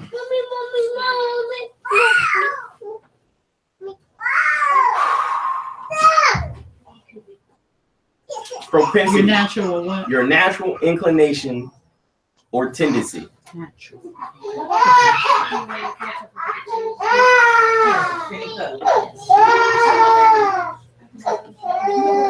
All right, ready? Propensity, a natural inclination or tendency. In our attempt to control our propensity to sin, the adversary uses that as a window to bring us into an unhealthy spirit of control. In my attempt to control my propensity to sin, the adversary uses it as a window to bring us into unhealthy spirit of control. You say, well, what is that? Well, that's a religious spirit. Mm-hmm. That's an unhealthy spirit of control. What do you mean your tassels are only 3 inches long? Your tassels gotta be 7 inches long. What do you mean you only keep the Shabbat from this time to that time? What do you mean? That's a religious spirit. It has to be this way, that way, this way. It's all or nothing. Watch. The unprofitable servant in Matthew chapter 25, he says, you know what? I knew that you was stern. I knew that you, and I was fearful. So I did nothing. He had a religious spirit. Yeah. It's either I'm going to do it all or I'm going to do nothing. And Father says, so come on, you telling me you could have did something? He said, I will even accept, he said, I would have accepted the least. Come on, I had a religious spirit come on me so heavy this week. I was like, hey, like only thing we're doing for the kingdom is these postcards and, you know, sending out these 1,000 postcards. Like, what is that? You know, that's like a drop in the bucket. That ain't nothing. Like, why even do it? We don't even know if it's gonna work. Like, why are you even doing it? That's a religious spirit saying nothing. Don't do black or white. Black, white. All or nothing. Or nothing. Right. Either you're gonna save the whole world or nobody. Or nobody. And we're not called to save the whole world. Now you done took the place of Yeshua himself. Because that's not even your assignment. Every time I hear Hebrews be talking about, oh, we taking over the world. You're not taking over the world. You're not taking over anything. You're not changing anything. This thing is not gonna get changed till he returns and changed it. That's it. He's the changer. You stop that thinking to yourself, I'm God. I'm bringing the heat. You're not doing anything. We're not. Stop. Just stop. You're playing yourself. That's a religious spirit. You want to feel like you're in control. You want to feel like you're actually being effective in the kingdom. But the only proof of your effectiveness is profit. It's annoying. Sorry. All right, here we go. For those who want some scriptures on whether we have a propensity for sin, Numbers 15:30-39 says, in the heart and in your eyes is an inclination for whoredom. Oh, wow. What was the first Numbers 15? Numbers 15:39. He said, in your heart and in your eyes, all you want to do is be a whore. Oh.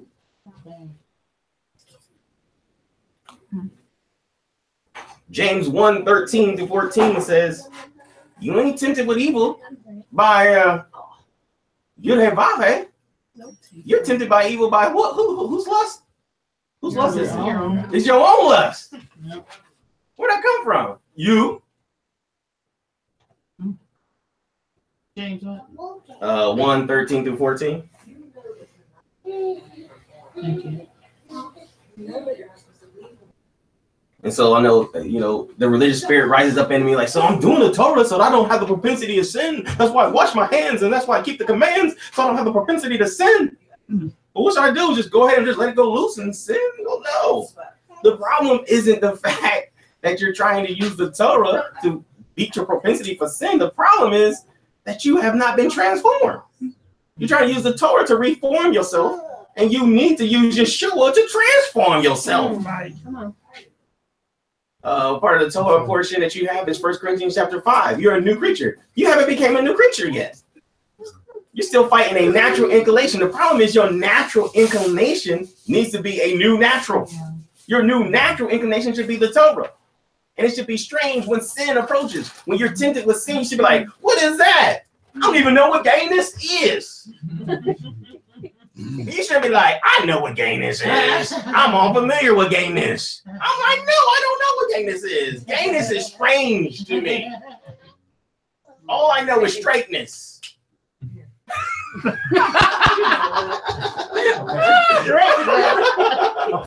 But watch. Hosea 8 says, we look at the Torah and we call the Torah strange.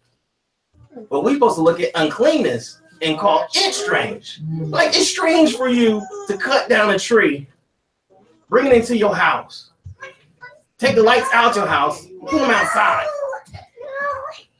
That's strange. strange. That's strange. That is very strange. You can't even plant a tree in your home. Why? You got a dead tree. That makes sense. It should be strange. All right. So your natural desire needs to be for righteousness. This is coming out of Ezekiel 36.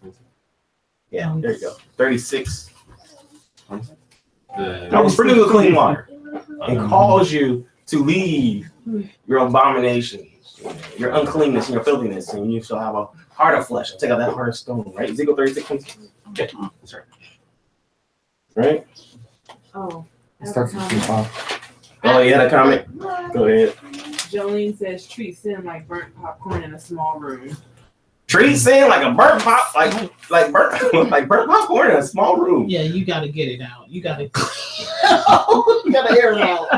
It'll take you. It'll take over you. It will. Burnt popcorn's hideous. In a small room, it's worse. Yeah. Okay, so Yeah, we got the subject. they didn't get it. I don't eat popcorn. That's strange.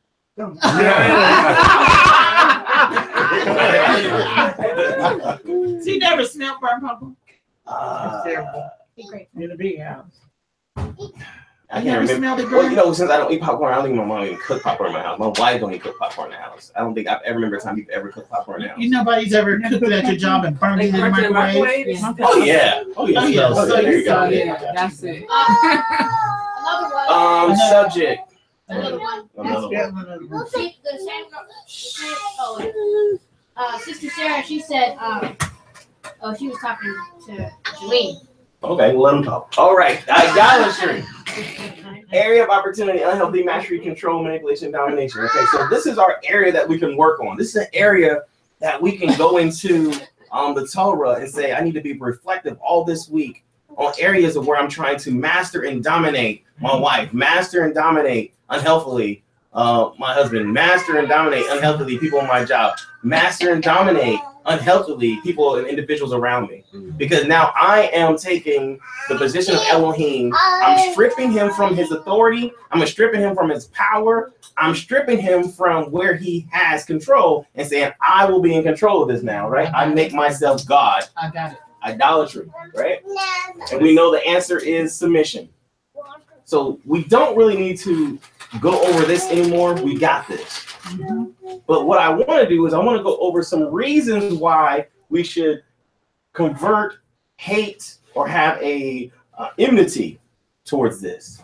So that when we go through our week this week and we look at these situations, we have something to remind us of what Father's attitude towards us being controllers in an unhealthy way. If you ever want to work your submission, go someplace where with my nephew, where This nephew. just go anywhere. That my nephew. That's the only one he got. Just go anywhere. With him. Just go anywhere. I mean, he will bring out the controller in you, and because he'll either act like he don't know how, or he'll act like, you know, the way he's doing it. Oh, let me give you an example. We're sitting in the theater, and he starts beating this wrapper of candy. I mean, he was just trying to get some chocolate out the bottom of it, and it was shaking the rolls and everything. I mean, 3 or 4 seats over, you're feeling him going like this, and it's making all this noise. I'm like, really, bro? Really? The movie is going. The movie is going in the movie. And he says, what? The chocolate's stuck at the bottom. And he goes right back at it. I just wanted to grab that thing and just throw it right at the screen. Like, no more for you. You're done. That is the controller. I wasn't trying to train him. No. Training will say, as Yahweh said, because I wasn't there. I gotta admit, I wasn't there. Yahweh comes with a watch this word, a self-control about the situation. Watch the word. Self-control is temperance, not controlling yourself. It's temperance. Yeah. He comes with a temperance and he says, just open the package all the way down so you can get to the chocolate. That's what you would think. He would do. But listen to my mastery. Yeah. I'm gonna grab that thing and just throw it. Now I don't have to worry about the situation no more. All or nothing. Yeah. All or nothing. But see, my control would have been give me the package, and I would have opened it up, and then I would have handed it back to him. Right, which is still a little bit unhealthy. Yeah, it's still unhealthy. It's not teaching him. It's not training him. It is training him because the next time he won't beat it. No, but you train him. But you train him to be codependent. Well, it's still training. Well, you train him to be dependent. Well, he would have because he would have remembered. I don't think it's necessarily unhealthy. It keeps him from beating it. I'm not talking in the movie. That's right. I'm keeping him from beating it. I'm not talking in the movie. I'm not disturbing other people. That's okay. And then later we can, talk about it when we get out the movie. As long as you talk about it later. I don't think it's unhealthy. As long as you talk about it later. Yeah, we'll talk There's about it some later. training involved. Absolutely. But just taking over and saying, I'm going to handle the situation for you because you have became too much for you. I'm going to handle the situation for you. No. That's not helpful. No. I think it's a teaching situation that he should have already surpassed. And so, no, watch. But this is... No, that's true. This is still the controlling spirit. Yes. Because Okay, now, I understand. now because you're not on my level, because you're not where I'm at, and you don't see it the way I see it, you're wrong. You're an assuming. And so it's still unhealthy. Yeah. And so it challenges us in all areas. If we are supposed to be the walking Torah, we're supposed to be a walking teaching and instruction. And then when you have people that you're just like, oh, they're not getting what I'm teaching. Because I work with people who don't even come from the same culture. They don't speak my same language. Oh. I know. And so Father has put me in a great place to teach me how to teach the unteachable. To humble you. Oh, yeah. It's very humbling. Oh, yeah. And then you have people that, you say, hey, manager. So like you have this tier system that, the world sets up. We have like, the peons. I'm a peon. You have like your supervisors. And then you have like the higher ups. Yeah. I agree with the higher ups in their methods of how they want the company ran. The people in the middle, they don't care. And so I'm telling the other peons who work with me, who I'm a peon, right? And I'm telling them, hey, this is how the managers want it. And they won't listen. And so you go to the middle ups and they say, hey, this is how so-and-so ain't doing the way it's supposed to be doing it. I'm like, yeah, it's okay. This is getting done.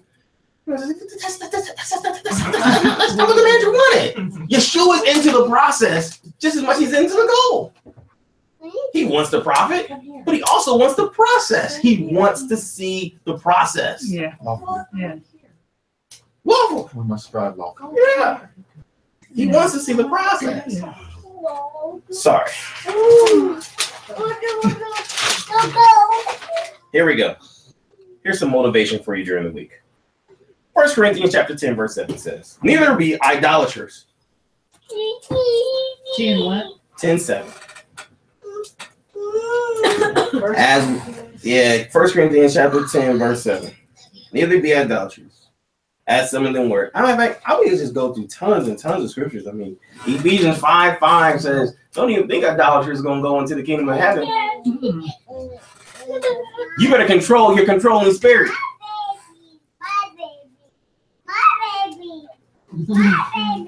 As my wise brother would say, if you think you have a controlling spirit, stop. Stop. Don't do that. Keep it simple, right? Don't do that.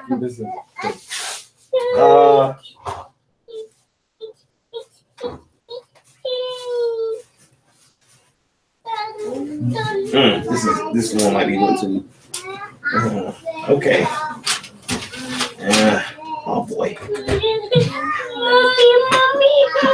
Oh, speaking of controlling. Right, that manipulation right there. Yeah. Oh. I'm gonna leave that stuff alone. But you guys get the idea. We got self-control, which is actually temperance, and it's not will control, and it's not control of other people's will. One more time. Self-control, which is temperance. All right. If you have unhealthy self-control, you think that it's will control. I'm gonna control my will. I'm not gonna, right? And then you'll try to control others people's will.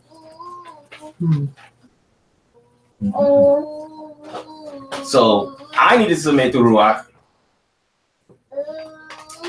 And my goal is not to get them to submit to me, but to also get them to submit to God.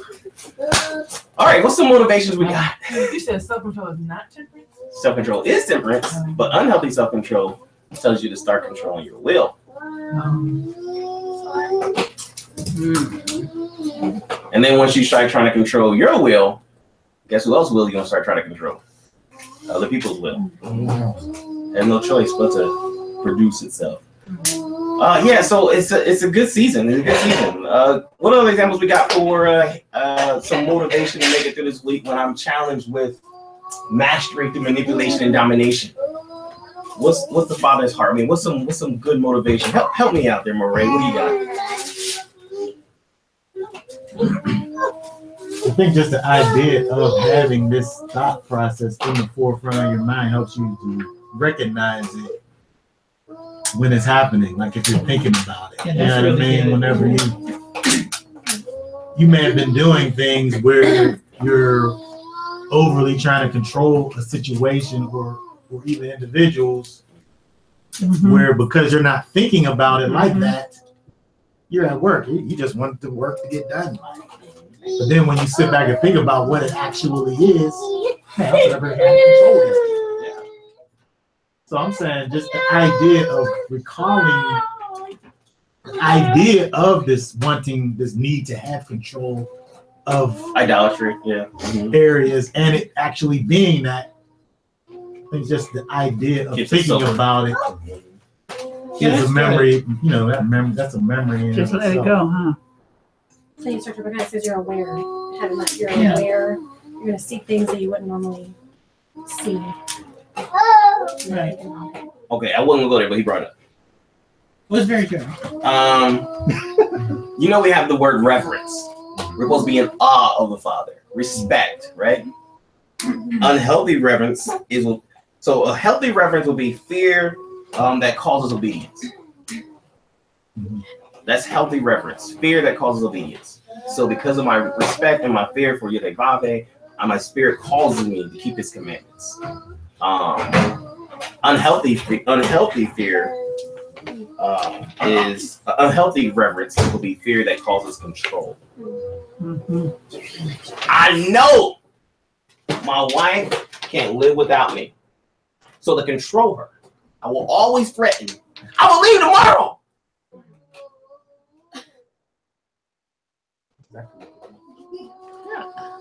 I'd open a door. Said she opened the door. Mother, you would not open the door for me. You don't know what you be missing. But that's what people do. Yes. I wouldn't do that. Ultimatums. Fear. What are the motivations we got to keep that control in check? Shmakwa? Don't say anything. Don't say anything. So every word I say out my mouth is trying to control you. Watch that one. Don't say anything, huh? I mean, I consider it like biting the tongue. You know what I mean? So when I say don't say anything, when you can say something, just don't if you know it's not healthy. You know? But we have to get to a place where we know it's not. And I think that's what the brother was saying about it being aware and in the forefront of your mind. And so kudos for having this conversation, because it's just like opening up a whole lot of stuff for me. I mean, I already know, right? But we bring it in this kind of light, it does a whole nother thing. So now, like at work even, I could think about, okay, I don't have to get pissy because these people ain't doing right. Really, you know, and they're taking our money, you know, because we get paid on money, you know. And so when you take some money and then give me the call, you give me the work and you take the money. I'm like, what was that just happened? They took the money and gave me the work? Oh no. Why did that happen? And so I'm like, I don't have no understanding. You know what I mean? And so because I don't, what happens? I start getting control. I get controlling. Controlling, yeah. Okay, because like now, oh no, I'm taking away their money. Nope. I'm doing the work. I'm getting the money. I mean, there's so many ways that could go wrong. Because I'm trying to elevate myself as Elohim. I now take the hand of visions away from Elohim. Right. I take the hand of vengeance away from Elohim. I use my own hand. Like, you idiot! That's not where he's trying to get us to go. That's not where he's trying to get us to go. Right. You want him to be allowed to do what he has to do. Yeah. Why can't so Yahweh Bob is there saying, why can't I work in your life? Why won't you allow me to step in? And it challenges me. It challenges me. Yeah, it's me too. It's very challenging. Yeah. So I like your point about biting the tongue because that's what I'm going to do. I'm going to go back and say nothing. Okay. Because it takes a few times to bite the tongue to get used to how to react in certain situations when you normally act how you should. Who cares? Yeah, I'm going to just have that answer. Just that you reap what you sow. If you try to control, you will be controlled. Yeah. So if I was a boxer in a ring and someone said something to me and I got all emotional, it's the guy's trying to get me emotional. That's why guys talk trash in the back. Get you off your balance. They try to control you because you try to control the situation, you get all emotional with it.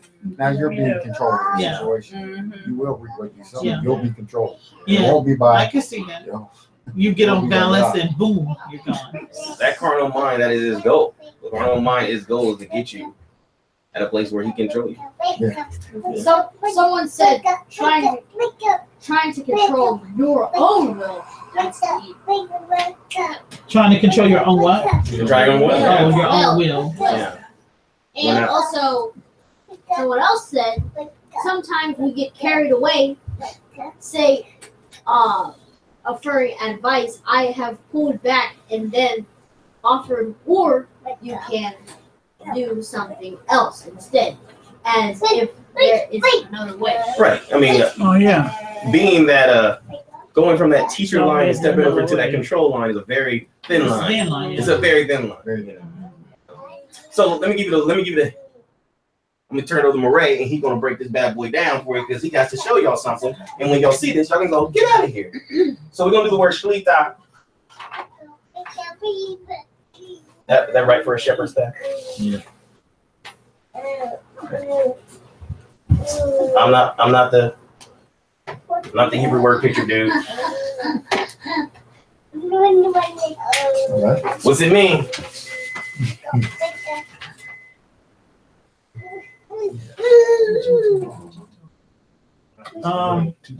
Okay, so the sheen is gonna be tightness, pressure,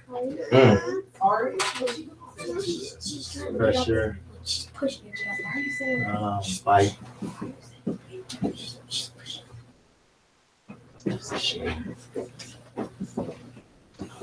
The lamed. I'm writing this down. The lamed is leading, to lead, teach.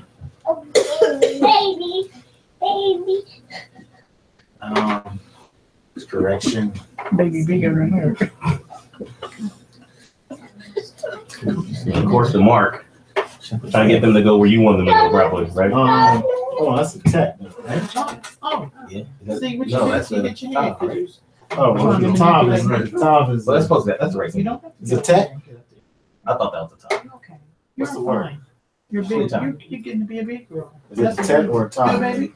It's a tet. It's a mark. That's the right symbol. Okay, that's the right symbol. Oh, But I so- tell you, use the tet in the top. Yeah, it's a tet. That's a tet. Always been a tet is a basket. It's a basket. So it's a basket. No, the basket is tet. Yeah. Is it a tet or a top? Okay, tet is the basket. Yeah. Okay, it's not the basket. It's the mark. Okay. No, that's the right symbol. Well, now we can't go away. It's either a tet or a top. Okay, then it's a top. If it's a top, it's just not the right symbol. What? That's the right symbol. Well, you put a circle around it. Okay, it needs a circle around it. Well, it's a tet. Oh, that's a tet. I'm not gonna go back and forth. That's a tet. Okay. If that's the right symbol. That's the right symbol. It's a tet. Which is a basket. Oh, I got the paper right here.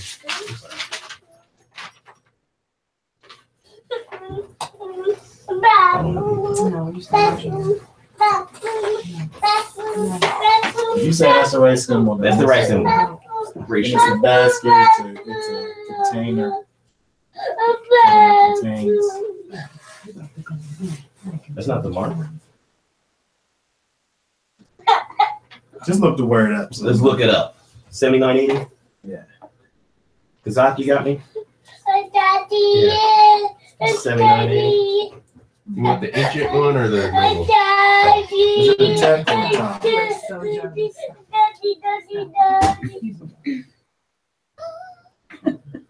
Is it an X with a circle around it? It is the X with the circle around it. Thank you. Yes. Okay, so that is a 10. That's a 10. I'm sorry. Okay, so that's the Sorry, basket. That's the thing that contains. Right, which is the text. So, what we looking at here? So, what was the word? What was the word? Mastery. Okay, so yeah, so I guess if I'm pressuring tightness, a tight leading into a container or something that surrounds, you can see all of those things, right? The pressure, we're talking about something that's a master ring, like verbing, turning Lord into lording. We're turning master into master ring. You can see that if we have this idea of pressure and tightness, something that clamps down, that leads you, or it's bringing correction and confinements, right? In the container, there confines. So if we're talking about it from a perspective as far of what Yahweh would do, right? He does have boundaries that lead you. He moves you in a direction, and there are boundaries to it. But now we try to take that over, right? I mean, to me, I feel like when you think about the idea of control, and couple that with idolatry, it makes it so heavy. It makes it so weighty. You know, when you think about the idea of taking away the control that Yahweh possesses, like it's his. Like, yes. And then we he got a tight control on it. And we say, no, it's mine. Yeah. So it's faithlessness. Can't without faith, it's impossible to please Yahweh. Hence the question. Yeah. Can I trust without being in control? The original statement. Right. Back to the original statement. I think that you must. You must. One thing can have nothing to do with it. If I say that I'm going to trust you, but then I got to sit up here and tell you what to do for me in the first place, it doesn't make any sense, right? Can we look at the noun on this one? Yeah. The noun on this is a place of protection from projectiles. So listen, when I decide to give you unhealthy control as a man, when I decide, because that's the masculine, when I decide as a man to use unhealthy shlita, I'm taking away that cover. Did you say as a man to give the woman unhealthy control, or you're as a man to offer a woman unhealthy control, unhealthy mastery, instead of actually protecting her, I'm actually removing the protection because it's designed to be a protector. As her master, I'm a good master, and as the master that I offer, I'm protecting her, I'm keeping her. She don't have to worry about, she don't have to fear, she don't have to all that stuff. But then I introduce her to fear. I introduce her to insecurities. I can introduce her to worries. And so now I have removed the protection. Wow. And then she, in return, feels like she has to control. Well, if I sow right now. If I sow control, what should a woman produce? Control. Right. And now this cycle, just keeps going and going and going. So someone got to submit. Wow. Well, and then it can go even deeper because if a woman is carrying over from, if she was controlled by someone else, and then is carrying that over and then responds because she fears that you might control her. And that's a whole Or what if I'm an individual who because I've been controlled. Now I must be controlled, but we talking about by individuals, yes, instead of yes. the Most High. I must be controlled. That's an ugly place. That's an ugly place, and that's what I was saying. That's what I was saying. I'm not saying that that's what you was thinking, but when you step into that role of saying, "Give it to me, I'll take over, and I'll show you how to do it." Yeah, it wasn't. Now I'm allowing you to control me. Yeah, because I'm used to. That's my place of nourishment. That's my place of nurturing. I feel healthy when someone else is in control. I can take my hands off and I don't have the responsibility anymore. I don't have to worry about it because guess what? You're in control. It's an unhealthy submission. Right. Yeah, if that was the place to be.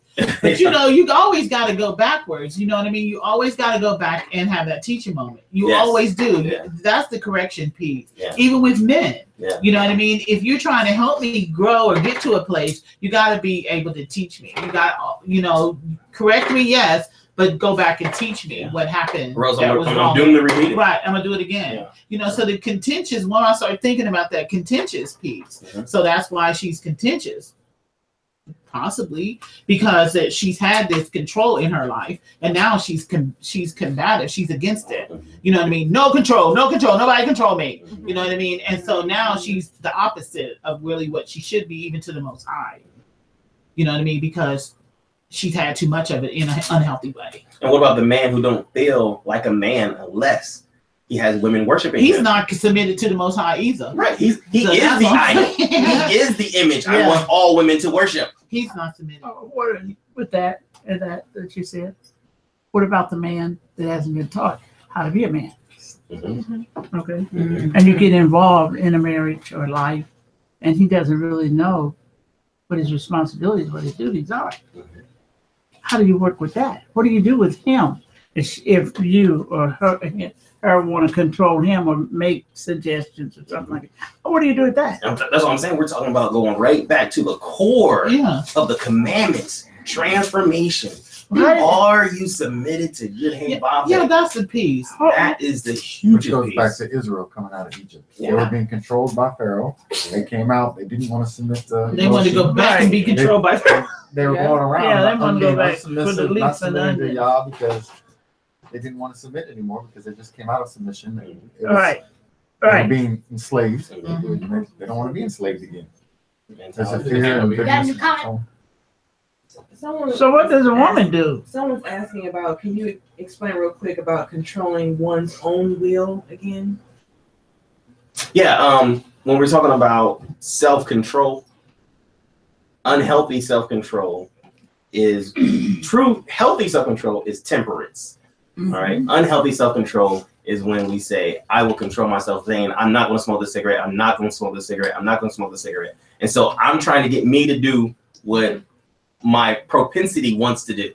So I'm trying to control my will. Now watch, Yeshua says in Matthew chapter 7, maybe, fact check me.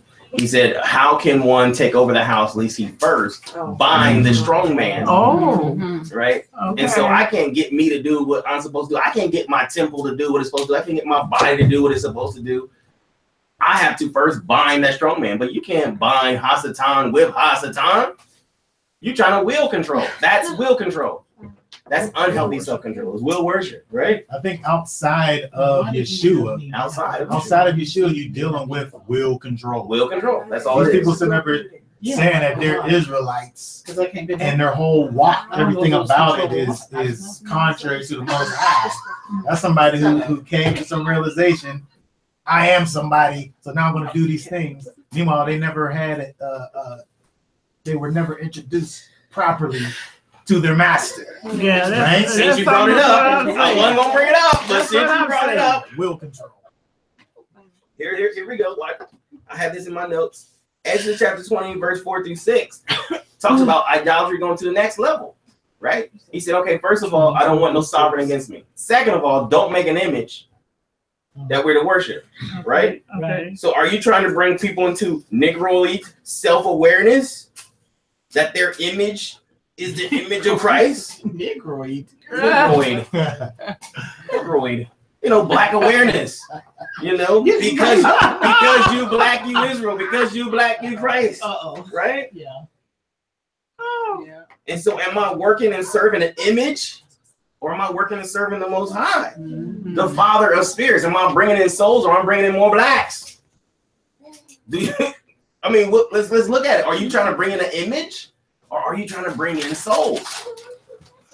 It's idolatry. Yeah. That's a deep one. All by yourself. Very deep. That's why I let it go. Preach! No, go ahead, preach that. Yeah, let's pray. Wrap this up. I can't take no more. I You're done? got a lot of work to do with myself. You and me go, well, so we can do this more next week because we need more of this. Well, the trust actually goes into conflict. Okay. And now you see the conflict. Back to our model. Yeah, because you see where the trust is, and you see where it's breaking down, because someone wants to control everything. Yeah. Okay, so that's a breaking down right there. So the next conflict deals with our conflict within and the conflict externally. Yeah. Because within me, I'm having this conflict that says, guess what? I gotta control it. The conflict says, I gotta go over there and take the paintbrush from, my nephew, because I don't trust it, like we have our thing, right? We have our own little I think quirks. Anna Kendrick called it psychopath tendencies. Like some people they have this little one thing that they do that they're like, oh yeah, he's crazy. I have to have my glasses a certain way, or I gotta have And my thing is like, I like a nice edge on the paint job.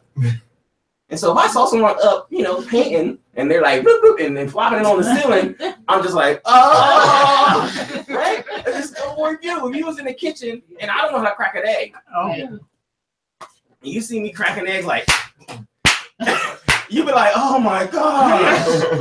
It's okay, Ocean. I got you. Yeah. Exactly. It's crazy. That's how you crack eggs. Nobody cracks eggs like that. You should take the egg away from him. Seriously, they crack egg like. Just clean up the kids and I. Right? Mother would show them the door. I sure would. Oh. Didn't know that. Right. Mother, last week, her thing was you had to have a certain spoon for the chili. I drove her crazy. I gotta have a spoon. We gave her a spoon. It was like the size of a plastic spoon. And go ahead, use that spoon. We can't scoop chili with this spoon. You gotta scoop. If I gave you a knife, you gotta scoop chili with that knife. Then I said, well, do you have a cup? Come on. Just pick it up and be done. But it's so sobering because I'm like, even driving here today, we're sitting here waiting in the van for the Dublins, and I'm just like, I'm sitting here saying to myself, I knew somebody would bring that. oh, I did not. I'm just saying where the environment was. Right. And I was saying, you can't control everything. No. I was telling myself that. I said, you can't control everything. My furnace went out this morning. You can't control everything. You can't. You just have to relax. That's exhausting. It's exhausting. You have to relax. That happens. Chill out. It causes you to be an overload. But watch this. This is the piece I hated the most. Stop putting me in a position where you want me to control everything. Oh, now. Right? Watching me fail. They want me to control everything. Hoshea, fix the furnace. Hoshea, make them show up. Hoshea, do this. Oh, No. yeah. I can't control everything. Oh. And I know the women, I don't know the wives want men to control everything. Golly. Sorry. Let us pray.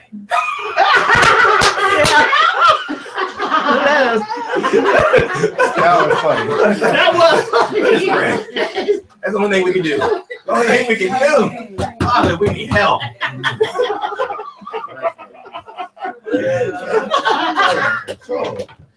I sound like crazy. What it sounds like. Your night was crazy. Our night was crazy. Our morning was crazy. Oh my God. Please. You can't control everything.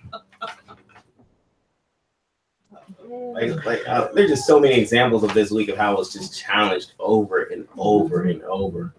Just constantly, you better submit. I'm like, but this don't make no sense.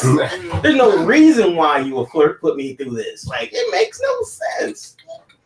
But what did Job say? Like, are you gonna trust me even when it don't make sense? It makes no logical sense. It's good stuff. Yeah, it's good. All right, let's pray. Father, I thank you for your anointing. Thank you for your power. Thank you for your Shabbat. I thank you for all the controllers and the people who are suffering from trying to control situations. Father, we just ask for your anointing, your spirit that breaks the yoke. We need more trust in you. Well, give us the spirit of submission. Give us the spirit to breathe, relax, and allow us to flow and function the way you want us to flow and function to bring in the profit and the harvest that you have called us to bring in.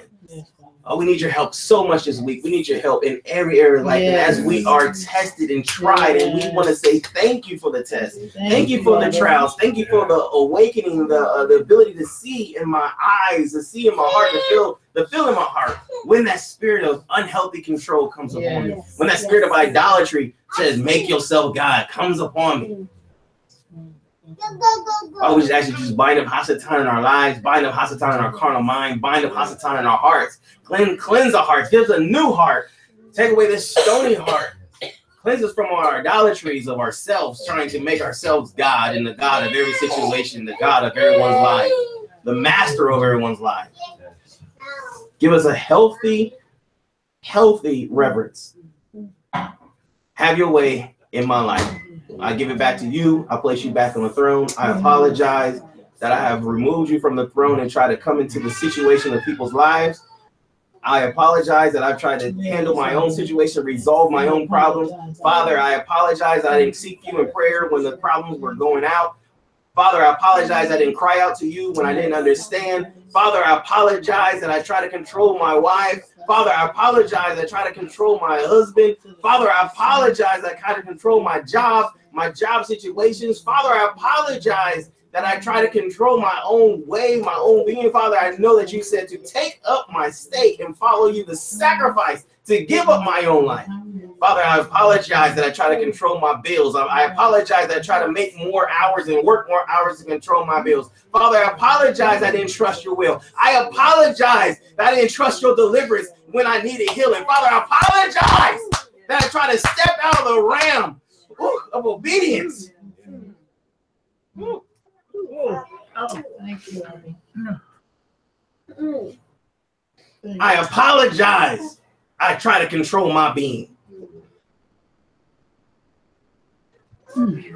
Have your way in our lives. Someone just got to break through. Hallelujah. Hallelujah. Thank you.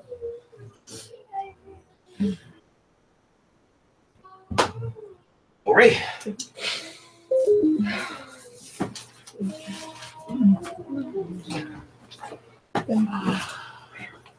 Okay.